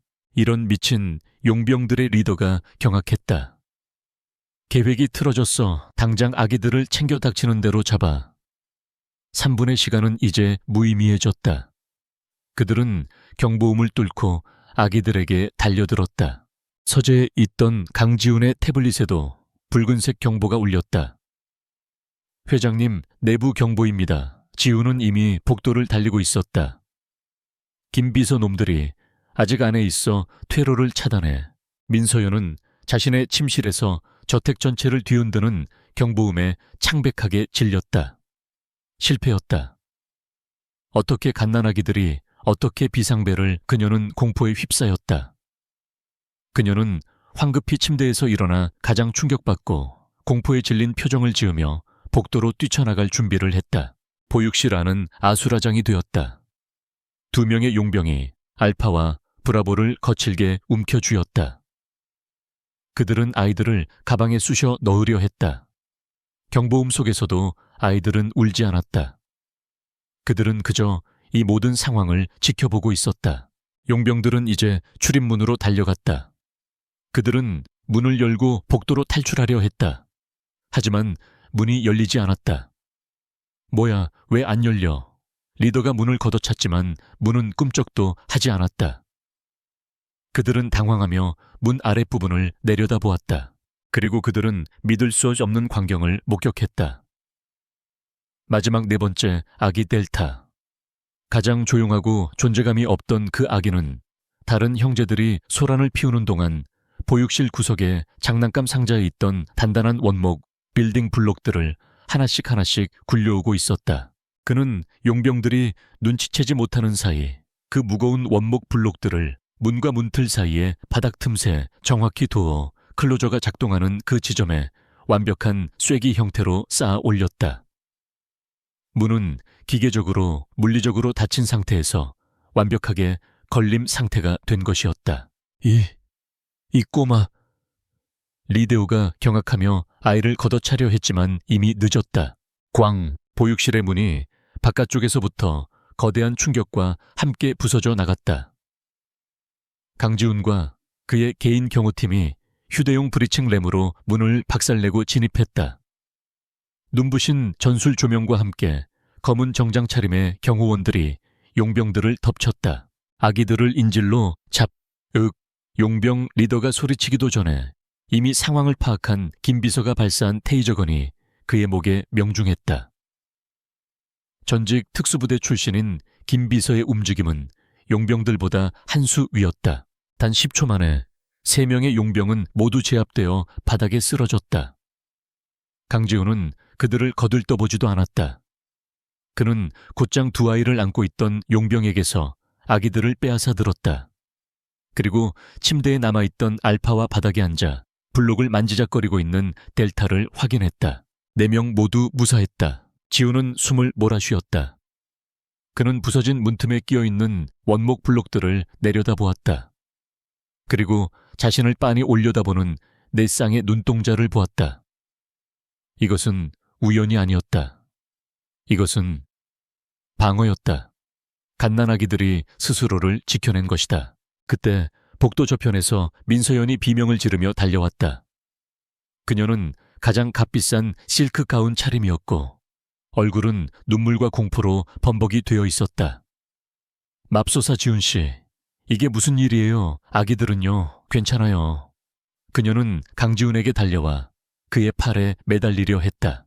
강지훈은 천천히 고개를 돌려 아내를 바라보았다. 그녀의 영예는 완벽했다. 하지만 지훈의 눈은 얼음장처럼 차가웠다. 그는 제압당한 용병의 귀에 꽂힌 초소형 무선통신기를 빼앗아 들었다. 아직 신호가 살아있었다. 김 비서, 지훈이 아이들을 경호원에게 넘기며 말했다. 그의 목소리는 분노로 낮게 울렸다. 이놈들과 내 아내를 거실로 끌고 가. 아내의 모든 통신 장비를 압수하고 변호사 외에는 그 누구와도 접촉 금지시켜. 민서연의 얼굴에서 피가 빠져나갔다. 완벽했던 연기가 산산조각 났다. 지훈씨, 무슨 말이에요? 나는 피해자. 과연 그럴까? 지훈이 차갑게 그녀를 노려보았다. 그는 통신기를 자신의 귀에 꽂았다. 그는 민서연의 눈을 똑바로 바라보며 통신기의 송신 버튼을 눌렀다. 그리고 그림자가 들을 수 있도록 단 한마디를 내뱉었다. 내 놈들의 주인은 이제 끝났어. 아르카디아의 거실은 얼어붙어 있었다. 새벽의 푸른빛이 방탄 유리를 투과해 들어왔지만 방 안의 냉기는 그보다 더했다. 민서연은 경호원들에게 둘러싸인 채 하얀색 실크 소파에 꼿꼿이 앉아 있었다. 그녀의 완벽했던 연기는 무너졌고 이제 남은 것은 창백하게 질린 분노와 도끼뿐이었다. 그녀는 강지훈이 자신의 변호사를 부르는 것을 막지 못하게 했다. 하지만 그게 전부였다. 그녀의 모든 통신기기는 압수되었고 그녀는 사실상 저택의 안주인이 아닌 최고 등급의 감시 대상이 되었다. 그녀는 이 굴욕을 견딜 수 없었다. 강지훈 당신, 지금 이게 무슨 짓이야? 날 범죄자 취급해. 강지훈은 대답하지 않았다. 그는 제압당한 용병 3명을 지하의 임시 구금실로 끌고 가라고 지시했다. 그의 시선은 아내에게 단 한순간도 머무르지 않았다. 지금 그에게 중요한 것은 민서연의 발악이 아니었다. 그림자라 불린 자, 그리고 그가 노렸던 윤혜원의 행방이었다. 지하 구금실은 차갑고 습했다. JS그룹의 사설 보안팀이 용병들의 리더를 의자에 묶어두었다. 그는 여전히 입을 다물고 조롱하는 듯한 미소를 짓고 있었다. 변호사 없이는 한마디도 안 해. 우린 그냥 의뢰를... 강지훈이 그의 앞으로 다가섰다. 지훈의 손에는 용병의 귀에서 빼낸 통신기가 들려 있었다. 의뢰인 민서연. 지훈이 차갑게 말했다. 내놈의 의뢰인은 이미 끝났어. 하지만 그림자 내놈의 진짜 주인은 아직 잡히지 않았지. 남자의 눈이 순간 흔들렸다. 그림자의 이름을 아는 것에 놀란 듯 했다. 김민준 비서가 태블릿을 들고 지훈의 곁에 섰다. 회장님, 이들이 사용한 통신 장비 군용 등급의 암호화가 걸려 있습니다. 하지만 저희 기술팀이 방금 그들이 사용한 중계 채널을 역추적했습니다. 지훈은 용병을 노려보며 말했다. 너희는 아이들을 납치하러 왔지. 하지만 너희의 그림자는 더 큰 타깃을 노리고 있었어. 그렇지. 그는 통신기의 전원을 켰다. 그 안에는 암호화가 풀리기 직전에 마지막 통신 기록이 남아 있었다. 회장님, 이들의 통신망은 단 하나의 특정 좌표를 지속적으로 모니터링하고 있었습니다. 아이들을 납치하는 작전 중에도 그 좌표에 대한 감시는 끊기지 않았습니다. 김 비서가 좌표를 화면에 띄웠다. 강원도 깊은 산속 폐쇄된 지 10년이 넘은 구지우 생명공학 연구소였다. 모든 조각이 맞춰졌다. 그림자는 민서연의 의뢰를 받아 아이들을 처리하려 했지만 동시에 그 아이들의 어머니인 윤혜은 역시 감시하고 있었던 것이다. 어쩌면 그녀를 제거하기 위해 혹은 그녀를 이용해 더 큰 돈을 뜯어내기 위해 지우는 더 이상 용병에게 질문할 필요가 없었다. 그는 구금실을 나섰다. 김 비서, 헬기 준비해. S급 보안팀 절반을 대동한다. 그리고 이놈들은 경찰에 넘기지 마. 그림자를 낚을미끼로 써야 하니 새 시설로 이송해. 그의 목소리에는 일말의 망설임도 없었다. 그는 이제 JS그룹의 회장이 아니었다. 그는 자신의 아이들을 지키고 그 아이들의 어머니를 구해야 하는 포식자였다. 그가 복도를 지나는 동안 거실에 갇혀있던 민서연이 그를 발견하고 소리쳤다. 어디가 지훈 씨, 나랑 얘기 좀 해. 이건 오해야. 지훈은 걸음을 멈추지 않았다. 그는 아내를 유리창 너머의 존재처럼 무시하고 저택의 헬리패드로 향했다. 검은색 스텔스 헬기가 이미 프로펠러를 돌리고 있었다. 새벽의 어둠을 뚫고 헬기는 강원도 산속으로 날아올랐다. 지훈의 머릿속은 차가웠지만 심장은 뜨겁게 뛰고 있었다. 1시간 뒤 헬기는 좌표 지점 상공에 도착했다. 해가 뜨기 시작하는 여명 속에 숲으로 뒤덮인 낡은 연구소 건물이 모습을 드러냈다. 버려진 지 오래된 듯 보였지만 위성 열 감지 화면에는 건물 지하에서 미약한 열원이 감지되고 있었다. 지훈과 보안팀은 소리 없이 하강했다. 그들은 건물의 모든 출입구를 동시에 확보했다. 진입. 지훈의 낮은 명령과 함께 팀원들이 잠긴 문을 부수고 들어갔다. 내부는 먼지가 가득하고 곰팡이 냄새가 진동했다. 하지만 그들은 지하로 향하는 계단을 발견했다. 계단 끝의 철문은 안에서 잠겨 있었다. 지훈이 문을 두드렸다. 윤하은 씨, 나요. 강지훈이요. 안에서는 아무런 대답이 없었다. 오히려 희미하게 무언가를 부수는 소리가 들렸다. 그녀가 마지막 증거를 인멸하려는 것일 수도 있었다. 강제 진입한다. 보안팀이 브리칭 장비를 설치하려는 순간 안에서 가늘고 떨리는 목소리가 들려왔다. 오지 마세요. 함정이에요. 그 여자, 민서연이 보낸 사람들이죠. 다 알고 있어요. 지우는 팀원들을 물리고 문에 바싹 다가섰다. 윤하은 씨, 당신의 아이들이 지금 내 저택에 있어. 4명 모두. 그들이 당신의 사진을 가리켰어. 문 너머의 소리가 뚝 그쳤다. 완벽한 정적이 흘렀다. 그리고 몇 초 뒤 쇠사슬이 풀리는 소리와 함께 무거운 철문이 삐걱거리며 열렸다. 문이 열리고 지우는 숨을 멈췄다. 그곳에는 15개월 전 지적이고 당당했던 그 연구원의 모습은 없었다. 극도로 마르고 창백한 공포에 질린 눈을 한 여자가 서 있었다. 그녀는 손에 깨진 비커 조각을 무기처럼 들고 있었다. 아이들이 정말. 지우는 천천히 고개를 끄덕였다. 그제야 윤혜은의 눈에 맺혀있던 긴장이 풀리며 그녀는 그대로 바닥에 쓰러졌다. 지우는 달려가 그녀를 부축했다. 그녀는 심각한 영양실조와 탈수 상태였다. 그녀의 지하 은신처는 버려진 연구실의 기자재를 이용해 겨우 생명만 부지하는 수준이었다. 팀원들이 즉시 응급처치를 하고 영양제를 주사했다. 지우는 그녀의 어깨에 자신의 재킷을 덮어주었다. 윤혜우는 가쁜 숨을 몰아쉬며 공포와 안도가 뒤섞인 눈으로 지훈을 바라보았다. 찾았군요.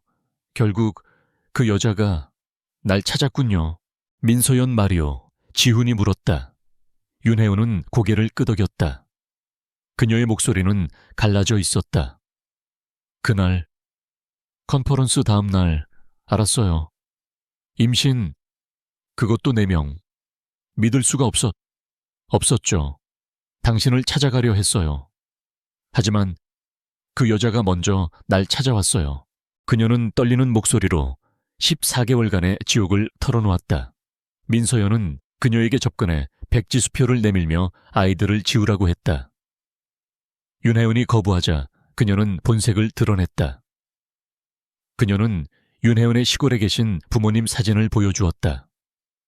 조용한 사고로 위장할 수 있다는 협박과 함께 그 여자는 당신이 불임이라고 했어요. 윤하윤이 흐느끼기 시작했다. 당신이 불임인데 내가 당신의 아이를 가졌다고 하면 아무도 믿지 않을 거라고. 난 그냥 당신의 돈을 노린 꽃뱀이 될 거라고 했어요. 그리고 내 가족은 무사하지 못할 거라고. 윤혜윤은 도망쳤다. 그녀는 KAIST에 사직서를 내고 모든 기록을 지운 채 잠적했다. 그녀는 자신의 전공 지식을 이용해 아무도 찾지 못할 이 폐연구소에 숨어들었다. 이곳에서 그녀는 의료 장비도 없이 혼자서 4명의 아이를 낳았다. 그녀는 이곳의 낡은 장비로 아이들을 위한 특수 영양액을 만들며 버텼다. 아이들은 평범하지 않았다. 그들은 태어날 때부터 모든 것을 이해하는 듯했다. 그녀는 그 천재적인 아이들을 지키기 위해 버텼다. 하지만 민서연의 감시망은 결국 그녀를 찾아냈다. 1달 전부터 연구소 주변에 이상한 사람들이 나타났어요. 그림자라고 불리는 자들이었어요. 난 더 이상 도망칠 곳이 없었어요. 그녀는 지훈을 바라보며 눈물을 흘렸다. 그래서 마지막 도박을 했어요. 아이들을 당신에게 보내기로.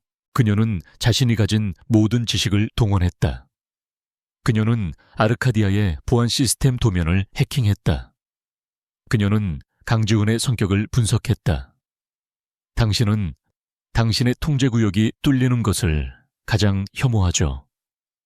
그리고 당신만이 접근할 수 있는 그 보안실, 그곳이 가장 안전하다고 생각했어요.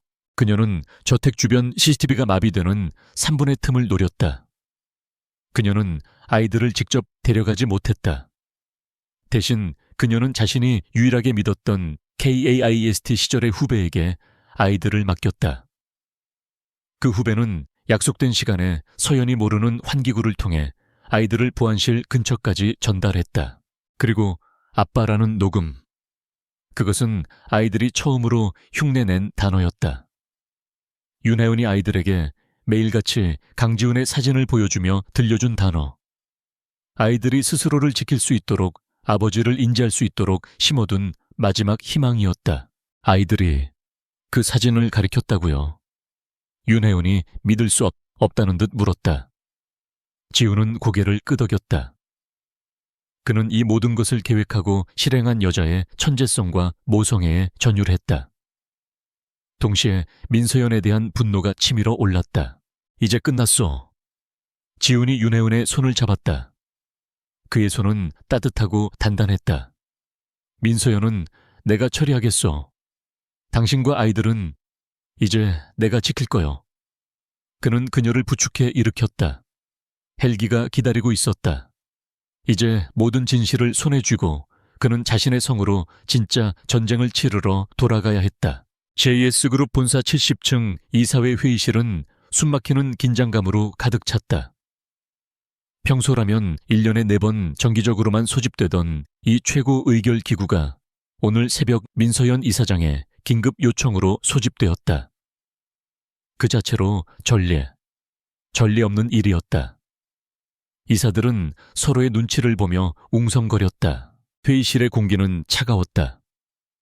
창밖으로 서울의 아침이 밝아오고 있었지만 거대한 회색 대리석 테이블에 둘러앉은 이사들의 표정은 어두웠다. 강지훈 회장의 빈 의자가 유독 크게 느껴졌다. 민서연은 그 빈 의자 옆 자신의 자리에 꼿꼿이 앉아 있었다. 그녀는 완벽하게 연출된 모습이었다. 값비싸지만 화려하지 않은 검은색 샤넬 수트, 창백해 보이도록 연출한 피부, 그리고 슬픔과 결의가 뒤섞인 붉은 눈시울. 그녀는 이 자리에 모인 JS의 실세들을 천천히 훑어보았다. 지금 이 순간 그녀는 JS 문화재단 이사장이 아닌 태아물산의 마지막 생존자였다. 이렇게 이른 시간에 긴급 이사회를 소집하게 되어 유감입니다. 그녀의 목소리는 낮고 떨렸지만 그 안에 담긴 힘은 분명했다. 저는 오늘 한 사람의 아내로서가 아닌 JS그룹의 이사로서 그리고 이 회사의 미래를 걱정하는 주주로서 이 자리에 섰습니다. 이사들 사이에서 다시 한번 술렁임이 일었다. 태아 가문 출신의 한 이사가 그녀에게 힘을 실어주듯 말했다. 민 이사장, 무슨 일인지 말씀하시오. 강 회장께서는 어찌하여 불참하신 겁니까? 민서연은 기다렸다는 듯이 입을 열었다. 그녀는 준비한 연설을 시작했다. 여러분도 아시다시피 며칠 전 저희 자택에 끔찍한 침입 사건이 있었습니다. 그녀는 눈가를 손수건으로 살짝 찍어내며 비극적인 아내를 연기했다.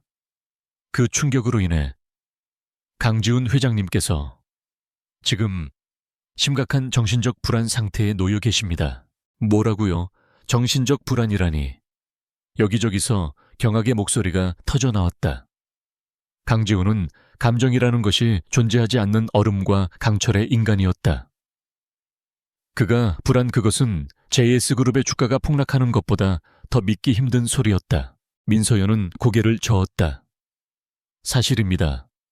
회장님은 그날의 충격 이후 기이한 망상에 사로잡혀 계십니다. 그녀는 잠시 숨을 골랐다. 가장 치명적인 한 방을 날리기 위해 정체불명의 영아 4명을 저택으로 데려왔습니다. 그리고 그 아이들이 자신의 친자라고 주장하고 계십니다. 회의실은 순간 얼어붙었다. 친자. 그 단어는 폭탄이었다. 5년 전 후계 구도를 위해 강지훈 회장이 불임이라는 공식적인 의료 진단을 받았다는 것은 이 자리에 있는 핵심 이사들 대부분이 아는 공공연한 비밀이었다. 그것은 JS그룹의 장기적인 승계 계획의 근간이었다. 민 이사장 그게 무슨... 그럴 리가 없지 않소 회장님은. 망상입니다. 민서연이 그의 말을 끊었다. 그녀의 목소리는 절박했다. 여러분도 아시지 않습니까? 회장님의 상태를. 그런데 그분은 이 망상에 빠져 모든 업무를 중단하셨습니다. 저의 접근을 막고 저택을 폐쇄하고 심지어 저를 의심하고 계십니다. 그녀는 완벽한 피해자였다. 그분은 지금 이성을 잃으셨습니다. 회사의 자원을 동원해 이 정체불명 아이들의 뒷조사를 하고 저택의 보안 인력을 사적으로 유용하고 있습니다. 어제 새벽에는 총격 소동까지 있었습니다. 이것은 JS그룹 전체를 위험에 빠뜨리는 행위입니다. 그녀는 자신이 고용한 용병들의 침입을 마치 강지훈의 망상이 부른 외부의 위협처럼 교묘하게 포장했다. 이사들은 이제 공포에 질려 있었다. 회장의 정신 불안정. 그것은 오너 리스크 중 최악이었다. 민서연은 자리에서 일어섰다.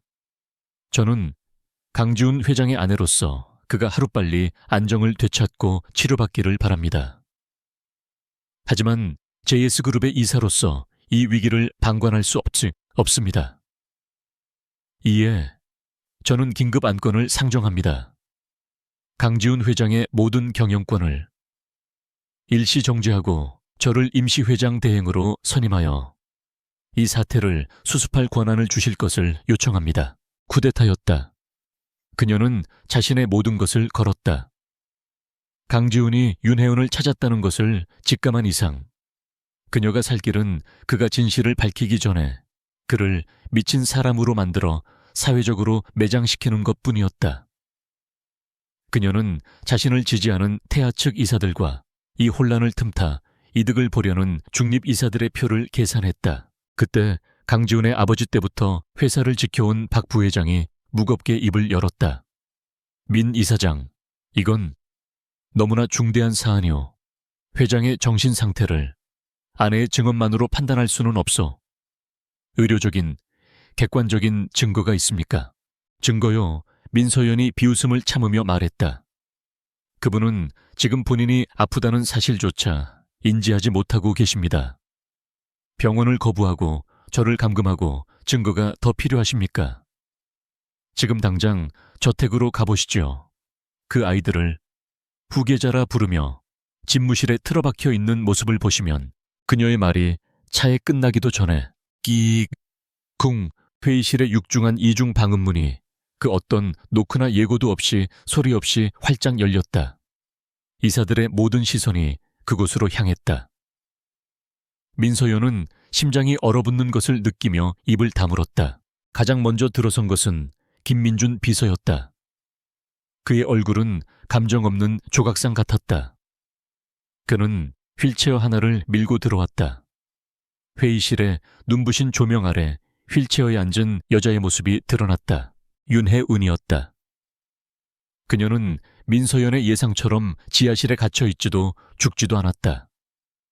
그녀는 JS 병원에서 제공한 깨끗한 환자복을 입고 있었고 극도로 말랐지만 그 눈빛은 수십 명의 이사들 앞에서도 조금도 위축되지 않고 오직 한 사람 민서연을 꿰뚫듯 노려보고 있었다. 그리고 그 뒤를 따라 검은 정장을 입은 4명의 거구의 경호원들이 들어섰다. 그들의 품에는 각각 하나씩의 아기 바구니가 들려 있었다. 4명의 아기, 민서연이 처리하라고 명령했던 그 증거물들. 아기들은 울지 않았다. 그들은 이 기묘한 침묵과 긴장감을 그저 맑은 눈으로 관찰하고 있었다. 마지막으로 강지훈이 들어섰다. 그는 병자나 망상가의 모습이 아니었다. 그는 JS그룹을 지배하는 제왕 그 자체였다. 완벽하게 재단된 다크네이비 수트 얼음장 같은 눈빛. 그의 등장은 회의실의 모든 공기를 압축시켰다.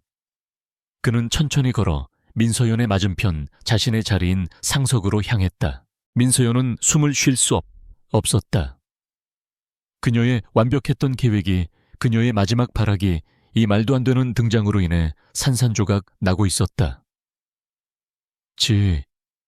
지훈 씨, 여긴 어떻게... 그녀는 공포에 질린 아내를 다시 연기하려 했지만 목소리가 제대로 나오지 않았다. 회장님, 박 부회장이 경악하며 자리에서 일어섰다. 이게 다 무슨 일입니까? 민 이사장 말이. 회장님이 몸이. 강지훈은 박 부회장을 향해 고개를 까딱했을 뿐 그의 시선은 오직 민서연에게 고정되어 있었다. 그는 자신의 의자에 앉는 대신 테이블을 짚고 섰다. 그의 목소리는 낮고 차가웠지만 회의실의 모든 마이크가 그의 분노를 증폭시켰다. 훌륭한 연기였소, 민서연 이사장. 그 한마디에 민서연은 전신이 마비되는 듯했다. 이사들은 아무 말도 못하고 두 사람 사이에 스파크 튀는 대치를 지켜볼 뿐이었다. 내가 정신적 불안 상태라고 지훈이 조소했다. 내가 망상에 사로잡혀 있다고. 그는 천천히 윤혜은의 휠체어 뒤로 걸어갔다. 그의 손이 윤혜은의 어깨 위에 보호하듯 올라갔다. 이사 여러분. 강지훈이 마침내 이사들을 향해 입을 열었다. 민서연 이사장이 여러분을 긴급 소집한 이유는 맞습니다. JS그룹의 후계자 문제에 대한 중대한 안건이 발생했기 때문입니다. 그는 윤혜은을 가리켰다. 이분은 윤혜은 박사입니다. KAIST의 전도 유망한 연구원이었죠. 그리고 내 아이들의 어머니입니다. 제예요. 거짓말. 민서연이 자리에서 벌떡 일어섰다. 그녀의 얼굴이 경련했다. 저 여잔 사기꾼이야. 당신은 불임이라고 5년 전에. 그녀는 자신이 파놓은 함정 5년 전의 진단을 필사적으로 외쳤다. 그랬지. 강지훈이 차갑게 동의했다. 나도 그렇게 믿었어. 지난 5년간 당신이 한상철이라는 의사를 매수해서 내 샘플을 바꿔치기 하고 나를 완벽하게 속이기 전까지는. 회의실은 이제 경악을 넘어선 충격에 빠졌다. 회장의 불임이 조작이라고 말도 안 돼 증거 있어. 민서연이 악을 썼다. 당신이야말로 망상에 빠진 거야. 저 여자의 말에 속아서. 강지훈은 그런 그녀를 잠시 바라보았다. 그의 눈에는 경멸 외에 아무것도 담겨 있지 않았다. 그는 이 쇼를 끝낼 준비가 되어 있었다. 그는 김민준 비서를 바라보았다. 김 비서, 이사님들께 증거를 보여드려. 그는 다시 민서연을 향해 몸을 돌렸다. 그는 테이블을 가로질러 그녀의 바로 앞까지 다가갔다. 당신이 이 회의를 소집했소, 서연 씨. 그의 목소리는 이제 속삭임처럼 조용했지만 그 안에 담긴 살기는 회의실 전체를 얼렸다. 그러니 똑똑히 지켜보시오. 당신의 제국이 어떻게 무너지는지를. 김민준 비서가 한 걸음 앞으로 나섰다. 그의 손에 들린 태블릿은 회의실의 거대한 8K 스크린과 즉시 연동되었다. 회의실의 모든 조명이 발표 모드로 바뀌며 스크린에 시선이 집중되었다. 민서연은 경멸 어린 표정으로 그를 바라보았다. 그녀는 여전히 자신이 이 상황을 뒤집을 수 있다고 믿는 듯 했다. 증거라. 그녀가 차갑게 비웃었다. 강지훈 씨, 당신이 당신의 권력으로 조작해낸 서류 쪼가리 말이군요. 이사님들 속지 마십시오. 저건 첫 번째 증거입니다. 김 비서가 그녀의 말을 무시하고 단호하게 말했다. 그의 목소리는 회의실 전체에 울려 퍼졌다. 스크린에 나타난 것은 복잡한 자금 흐름도였다. 5년 전 태아물산의 해외 페이퍼 컴퍼니에서 빠져나간 거액의 자금. 그 돈은 여러 차례의 세탁을 거쳐 스위스의 한 비밀 계좌로 흘러 들어갔다. 그 계좌의 주인은 한상철이었다. 50억 원입니다. 김 비서가 금액을 명시했다. 한상철 박사가 미래희망 클리닉을 매각한 대금과는 별개의 돈입니다. 강지훈 회장님의 불임. 진단이 내려진 정확히 이틀 뒤 입금되었습니다. 이사들 사이에서 경악의 탄성이 터져 나왔다. 50억, 진단 하나에 대한 대가라고 하기엔 너무나도 노골적인 금액이었다. 말도 안 돼. 저건 태아의 정상적인 해외 투자금이었어. 민서연이 비명을 질렀다. 강지훈이 당신이 저걸 악의적으로 편집한 거야. 그녀는 여전히 발악했다. 그녀의 지지 세력이었던 이사들조차 그녀를 옹호하지 못하고 불안한 눈빛으로 스크린을 바라볼 뿐이었다. 편집이라고 하셨습니까? 강지훈이 얼음장 같은 목소리로 회의실의 정적을 깼다. 좋소. 그럼 당사자의 증언을 직접 들어보지. 그는 김 비서에게 고갯짓했다. 김 비서가 다음 파일을 열었다. 스크린이 바뀌었다. 화면에 나타난 것은 어둡고 밀폐된 공간에 갇힌 한 남자의 모습이었다. 그는 며칠은 씻지 못한 듯 초췌했고 공포에 질려 있었다. 그는 한상철 박사였다. 이사들은 숨을 죽였다. 민서연의 눈은 믿을 수 없다는 듯이 커졌다. 그녀는 그가 남미 어딘가에 안전하게 처리되었다고 믿고 있었다. 저희 JS그룹 글로벌 보안팀이 아르헨티나의 한 사설 감옥에서 어제부로 신병을 확보했습니다. 김 비서가 설명했다. 화면 속 한상철이 카메라를 향해 울부짖기 시작했다. 영상이 재생되었다. 살려주십시오. 저는 시키는 대로 했을 뿐입니다. 그는 모든 것을 자백했다. 5년 전 민서연이 태아물산의 힘을 이용해 자신의 도박빚을 거론하며 접근했던 일. 강지훈의 샘플을 다른 불임 환자의 샘플과 바꿔치기 하라고 협박했던 일. 그리고 그 대가로 50억을 받고 병원에 사고를 위장해 불을 지른 뒤 해외로 도피했던 일을 민서연 그 여자가 제 가족을 인질로 잡았습니다. 제가 입을 열면 한상철의 절규가 회의실을 가득 메웠다. 영상이 꺼졌다. 민서연은 이제 서 있지도 못할 만큼 다리를 떨었다. 그녀는 테이블을 짚으며 겨우 몸을 가누었다. 조작이야. 저건 강요된 진술이야. 강요 강지훈이 그녀에게 한 걸음 다가섰다. 그의 눈빛은 살인자의 그것보다 차가웠다. 당신이 불임이라는 거짓말로 내 인생 5년을 도둑질한 것도 모자라서 이제는 내 아이들까지 해치려 했지 않소. 무슨 소리야. 이틀 전 새벽 3시 내 저택에 침입했던 3명의 용병들 말이오.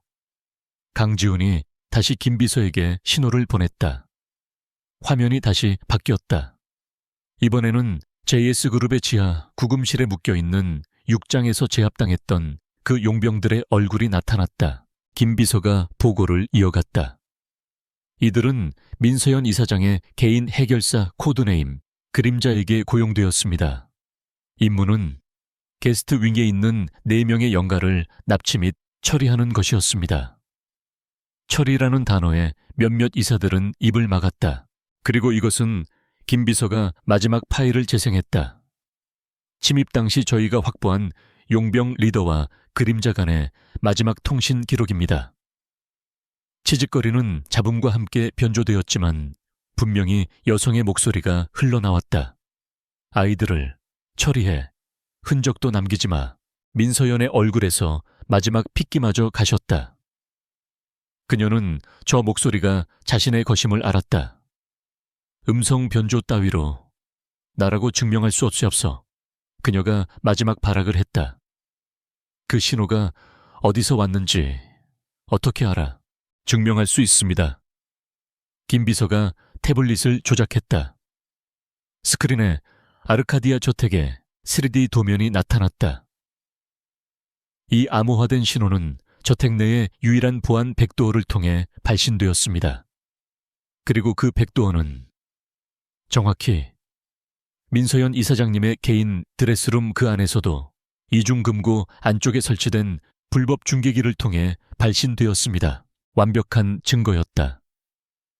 강지훈조차 몰랐던 그녀만의 비밀 통로가 이제 그녀의 목을 조르는 올가미가 되었다. 민서연은 더 이상 아무 말도 하지 못했다. 그녀는 그저 숨을 헐떡였다. 그녀의 쿠데타는 완벽한 실패로 돌아갔다. 그때까지 조용히 휠체어에 앉아있던 윤혜은이 입을 열었다. 그녀의 목소리는 약했지만 마이크를 통해 회의실 전체에 분명하게 울렸다. 제게도 증언할 것이 있습니다. 그녀는 이사들을 그리고 민서연을 바라보았다. 저는 저 여자에게 14개월간 쫓겼습니다. 그녀는 자신이 임신 사실을 알게 된 날, 민서연이 어떻게 자신을 찾아와 백지수표를 내밀었는지, 그리고 거절하자 어떻게 가족을 빌미로 협박했는지를 모두 털어놓았다.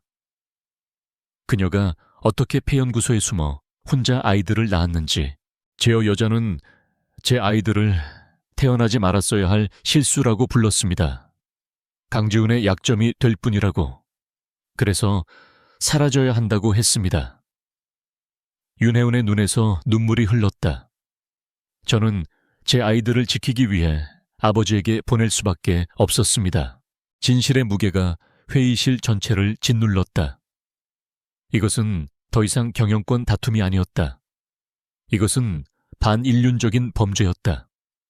민서연은 이제 공포를 넘어선 광기에 휩싸였다. 그녀는 모든 것을 잃었다. 그녀의 눈에 핏발이 섰다. 닥쳐. 그녀가 괴성을 질렀다. 닥치란 말이야. 이 천한 것. 네가 감히 내 모든 것을 망쳤어. 그녀는 이성을 잃고 테이블을 돌아 경호원들의 제지를 뿌리치며 윤혜원의 휠체어로 달려들었다. 그녀는 윤혜원의 머리채라도 잡을 기세였다. 너만 없었으면, 너와 그 끔찍한 잡종들만. 안 돼. 김 비서와 경호원들이 그녀를 막으려 했지만 그녀의 움직임은 절박하고 빨랐다. 그녀의 손이 윤혜은의 뺨을 내리치기 직전, 그때였다. 그 혼란과 소음 속에서 경호원의 품에 안겨 이 모든 광경을 지켜보고 있던 4명의 아기들. 그중 알파가 자신을 안고 있던 경호원의 팔을 밀어내며 몸을 앞으로 내밀었다. 아기는 자신의 작은 손가락으로 발악하는 민서연을 정확히 가리켰다. 그리고 아기는 말했다. 갓난아기의 온가리가 아니었다. 완벽하게 또렷하고 차가운 분노가 담긴 지성을 가진 목소리였다. 나쁜 여자, 회의실의 모든 소리가 순간 멎었다. 박 부회장도 다른 이사들도 심지어 민서연을 제압하려던 경호원들조차 그 자리에 얼어붙었다. 1살배기 아기가 말을 했다. 그러자 마치 신호라도 받은 듯 다른 3명의 아기들도 일제히 민서연을 가리켰다. 나빠. 저리 가. 여자, 나빠.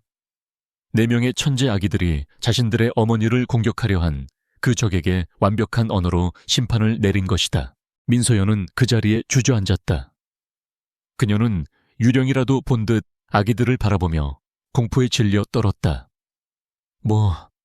뭐야. 저것들, 그것이 끝이 아니었다. 4명의 아기들은 이제 그들의 시선을 돌렸다. 그들은 민서연에게서 눈을 떼고 이 모든 상황을 차갑게 지켜보고 서 있는 강지훈을 바라보았다.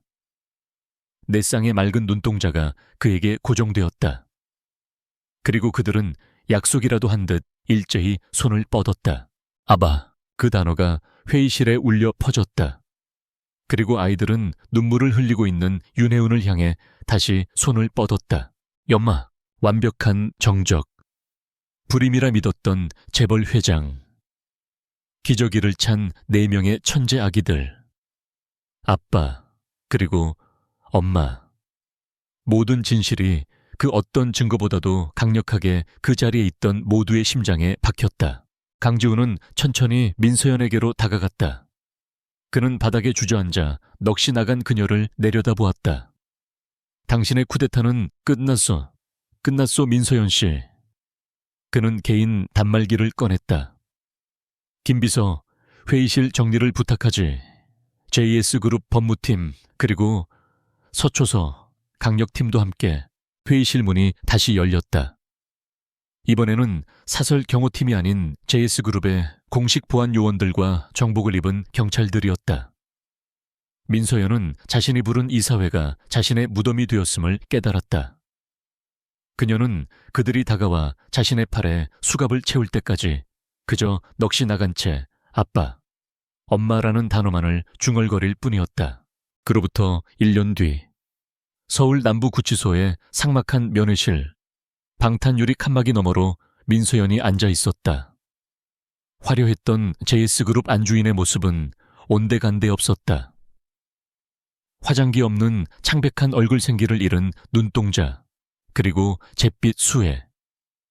그녀는 모든 것을 잃었다. 그녀의 변호사가 착잡한 표정으로 서류를 내려놓았다. 대법원 상고가 기각되었습니다, 이사장님. 아니, 민서연 씨, 징역 25년형이 최종 확정되었습니다. 그녀는 납치교사 살인, 미수 증거 조작 불법 감금, 그리고 천문학적인 규모의 횡령 및 배임 혐의까지 받았다. 민서연은 아무런 반응도 보이지 않았다. 그녀의 분노는 이미 오래전에 재가 되어버렸다. 그녀가 유일하게 집착했던 태아물산은 그녀가 구속된 직후 걷잡을 수 없는 혼란에 빠졌고 결국 경쟁사들에게 조각조각 찢겨 공중분해되었다. 그녀가 지키려 했던 모든 것이 사라졌다. 한상철 박사는 어떻게 됐죠? 그녀가 마른 목소리로 물었다. 아르헨티나에서 송환되어 재판받았습니다. 징역 15년을 받았습니다. 그림자라 불리던 해결사는 현재 1급 기밀시설에 수감 중이며 추가 여죄가 드러나 종신형이 유력하다고 합니다. 민서연은 천천히 눈을 감았다. 그녀의 완벽했던 계획, 그녀의 인생 전체가 4명의 기적이 찬 아기들에 의해 완전히 파괴되었다. 그녀는 그 아기들의 기묘했던 모든 것을 꿰뚫어 보던 눈동자를 떠올렸다. 그리고 이사회장에서 들었던 그 또렷한 목소리. 나쁜 여자. 그녀는 몸을 떨었다. 그것은 악몽이었다. 같은 시각 JS그룹 70층의 회장실. 1년 전에 그 차가운 통제센터는 놀랍도록 변해 있었다. 여전히 첨단 기술의 심장이었지만 그 분위기는 따뜻해졌다. 거대한 통유리창 옆에는 최고급 원목으로 짜인 어른도 드나들 수 있을 만큼 큰 안전 놀이구역이 생겼다. 강지훈은 화상회의를 진행 중이었다. JS 바이오에 대한 투자를 2배로 늘립니다. 윤하윤 박사가 이끄는 차세대 유전 공학연구소는 그룹의 미래입니다. 반도체만큼이나 중요한 핵심 동력이 될 겁니다. 그의 목소리는 여전히 단호했지만 그 안에는 새로운 확신이 담겨 있었다. 제2의 후계자 스캔들은 1년 전 대한민국을 뒤흔들었다. 불임 재벌의 사기 결혼, 숨겨진 4명의 천재 아기들. 주가는 폭락했고 회사는 위기에 몰렸다. 하지만 강지훈은 정면 돌파를 선택했다. 그는 모든 것을 인정했다. 자신의 과오, 민서연의 범죄, 그리고 윤하윤과 내 아이들의 존재를. 그는 윤하윤을 즉시 JS 바이오의 수석 연구 고문으로 임명했다. 그녀의 천재성은 아이들에게만 유전된 것이 아니었다. 그녀는 회사에 복귀하자마자 자신의 분야에서 혁신적인 논문과 특허를 쏟아내기 시작했다. 강지훈은 그녀에게 무한한 지원을 보냈다. 회의가 끝나자 강지훈은 넥타이를 풀었다. 시계는 정확히 저녁 6시를 가리켰다. 과거의 그라면 상상도 못할 칼퇴근이었다. 그는 더 이상 일 중독에 빠진 기계가 아니었다. 그에게는 이제 돌아가야 할 진짜 집이 생겼다. 그가 저택 아르카디아의 현관문을 열었을 때 그를 맞이한 것은 완벽한 정적이 아니었다. 아빠, 알아들을 수 있는 소리와 아직은 옹알이에 가까운 소리들이 뒤섞여 그를 반겼다. 거실은 전쟁터 혹은 창의적인 폭발의 현장 같았다. 4명의 아이들. 이제 15개월을 훌쩍 넘긴 그들은 놀라운 속도로 성장하고 있었다. 강아준, 알파 강아민, 브라보 강아율, 찰리, 그리고 강아운 델타. 윤하은의 성을 따서 지은 막내딸이었다. 그들은 모두 걸음마를 완벽하게 마스터했고 그들의 지능은 매일같이 부모를 놀라게 했다. 윤혜은이 웃으며 그를 맞이했다. 그녀는 1년 만에 예전의 건강과 총기를 되찾았다. 아니, 그 이상이었다. 그녀는 이제 한 아이의 엄마이자 JS 바이오를 이끄는 리더였고 강지훈의 가장 든든한 파트너였다. 그들의 관계는 연인이나 부부라는 단어로 정의하기엔 복잡했다. 그들은 동지였고 공동 양육자였으며 서로를 가장 깊이 이해하는 유일한 존재였다. 오늘 하준이가 제가 숨겨둔 연구실 보안 코드를 풀었어요. 3중 암호였는데 윤혜은이 어쩔 수 없다는 듯 말했다. 하민이는 보모 로봇을 해킹해서 동요 대신 랩 음악이 나오게 설정했고요. 지우는 피식 웃었다. 그들의 천재성은 이제 통제 불가능한 영역으로 접어들고 있었다. 하유리는 오늘 하루 종일 블록을 색깔별, 모양별, 밀도별로 분류했어요. 완벽하게. 하은이는 지훈이 막내딸을 찾았다. 하은이는 소파 구석에서 다른 형제들의 소동에는 아랑곳하지 않고 홀로 아빠의 태블릿 PC를 만지작거리고 있었다. 화면에는 복잡한 주식 차트가 떠 있었다. 지우는 셔츠 소매를 걷어붙이고 아이들 사이에 바닥에 앉았다. 그가 가장 좋아하는 시간이었다. 그는 오늘 막 도착한 독일제 초정밀 엔지니어링 모델 키트를 꺼냈다. JS 바이오의 새로운 연구소 건물을 100분의 1로 축소한 복잡한 모델이었다. 자, 오늘은 트러스 구조에 대해. 그가 말을 시작하기도 전에 하준 알파 이 태블릿을 가져와 실제 설계 도면을 띄웠다. 그리고는 지훈이 조립하려던 부품 A와 B를 손가락으로 가리키며 고개를 저었다. 아니, 하준이는 A와 C를 먼저 연결해야 한다고 온가리와 손짓으로 강력하게 주장했다. 지훈이 도면을 다시 보니 정말로 그 편이 하중 분산에 더 효율적이었다. 실 5개월짜리 아들이 국내 최고 건축 설계사의 도면 오류를 지적한 것이다.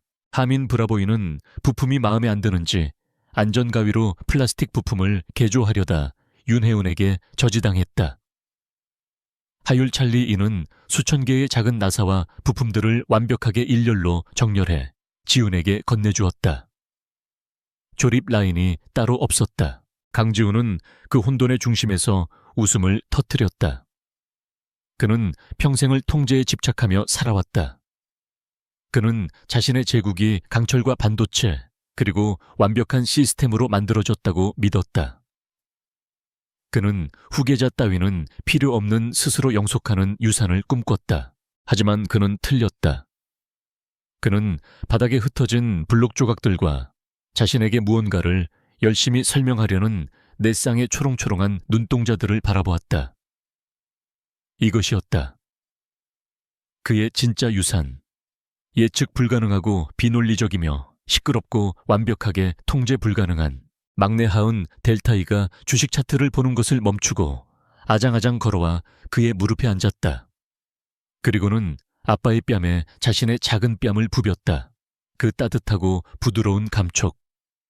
강지훈은 자신이 불임이라고 믿었던 지난 5년의 세월이 이 순간을 위한 긴 준비 과정이었을지도 모른다고 생각했다. 윤혜은이 그들 곁에 다가와 앉았다. 그녀는 지훈의 어깨에 조용히 머리를 기댔다. 지훈은 모델 조립을 멈추고 한 팔로는 혜은이를, 다른 한 팔로는 아내, 아니 자신의 파트너를 감쌌다. 불임이라 믿었던 재벌. 그는 자신의 제국을 지킬 후계자를 얻은 것이 아니었다. 그는 가족을 얻었다. 그리고 기저귀를 찬 4명의 천재들은 자신들을 지켜줄 아빠와 엄마를 얻었다. 강지훈은 비로소 깨달았다. 그의 인생은 지금부터가 진짜 시작이었다.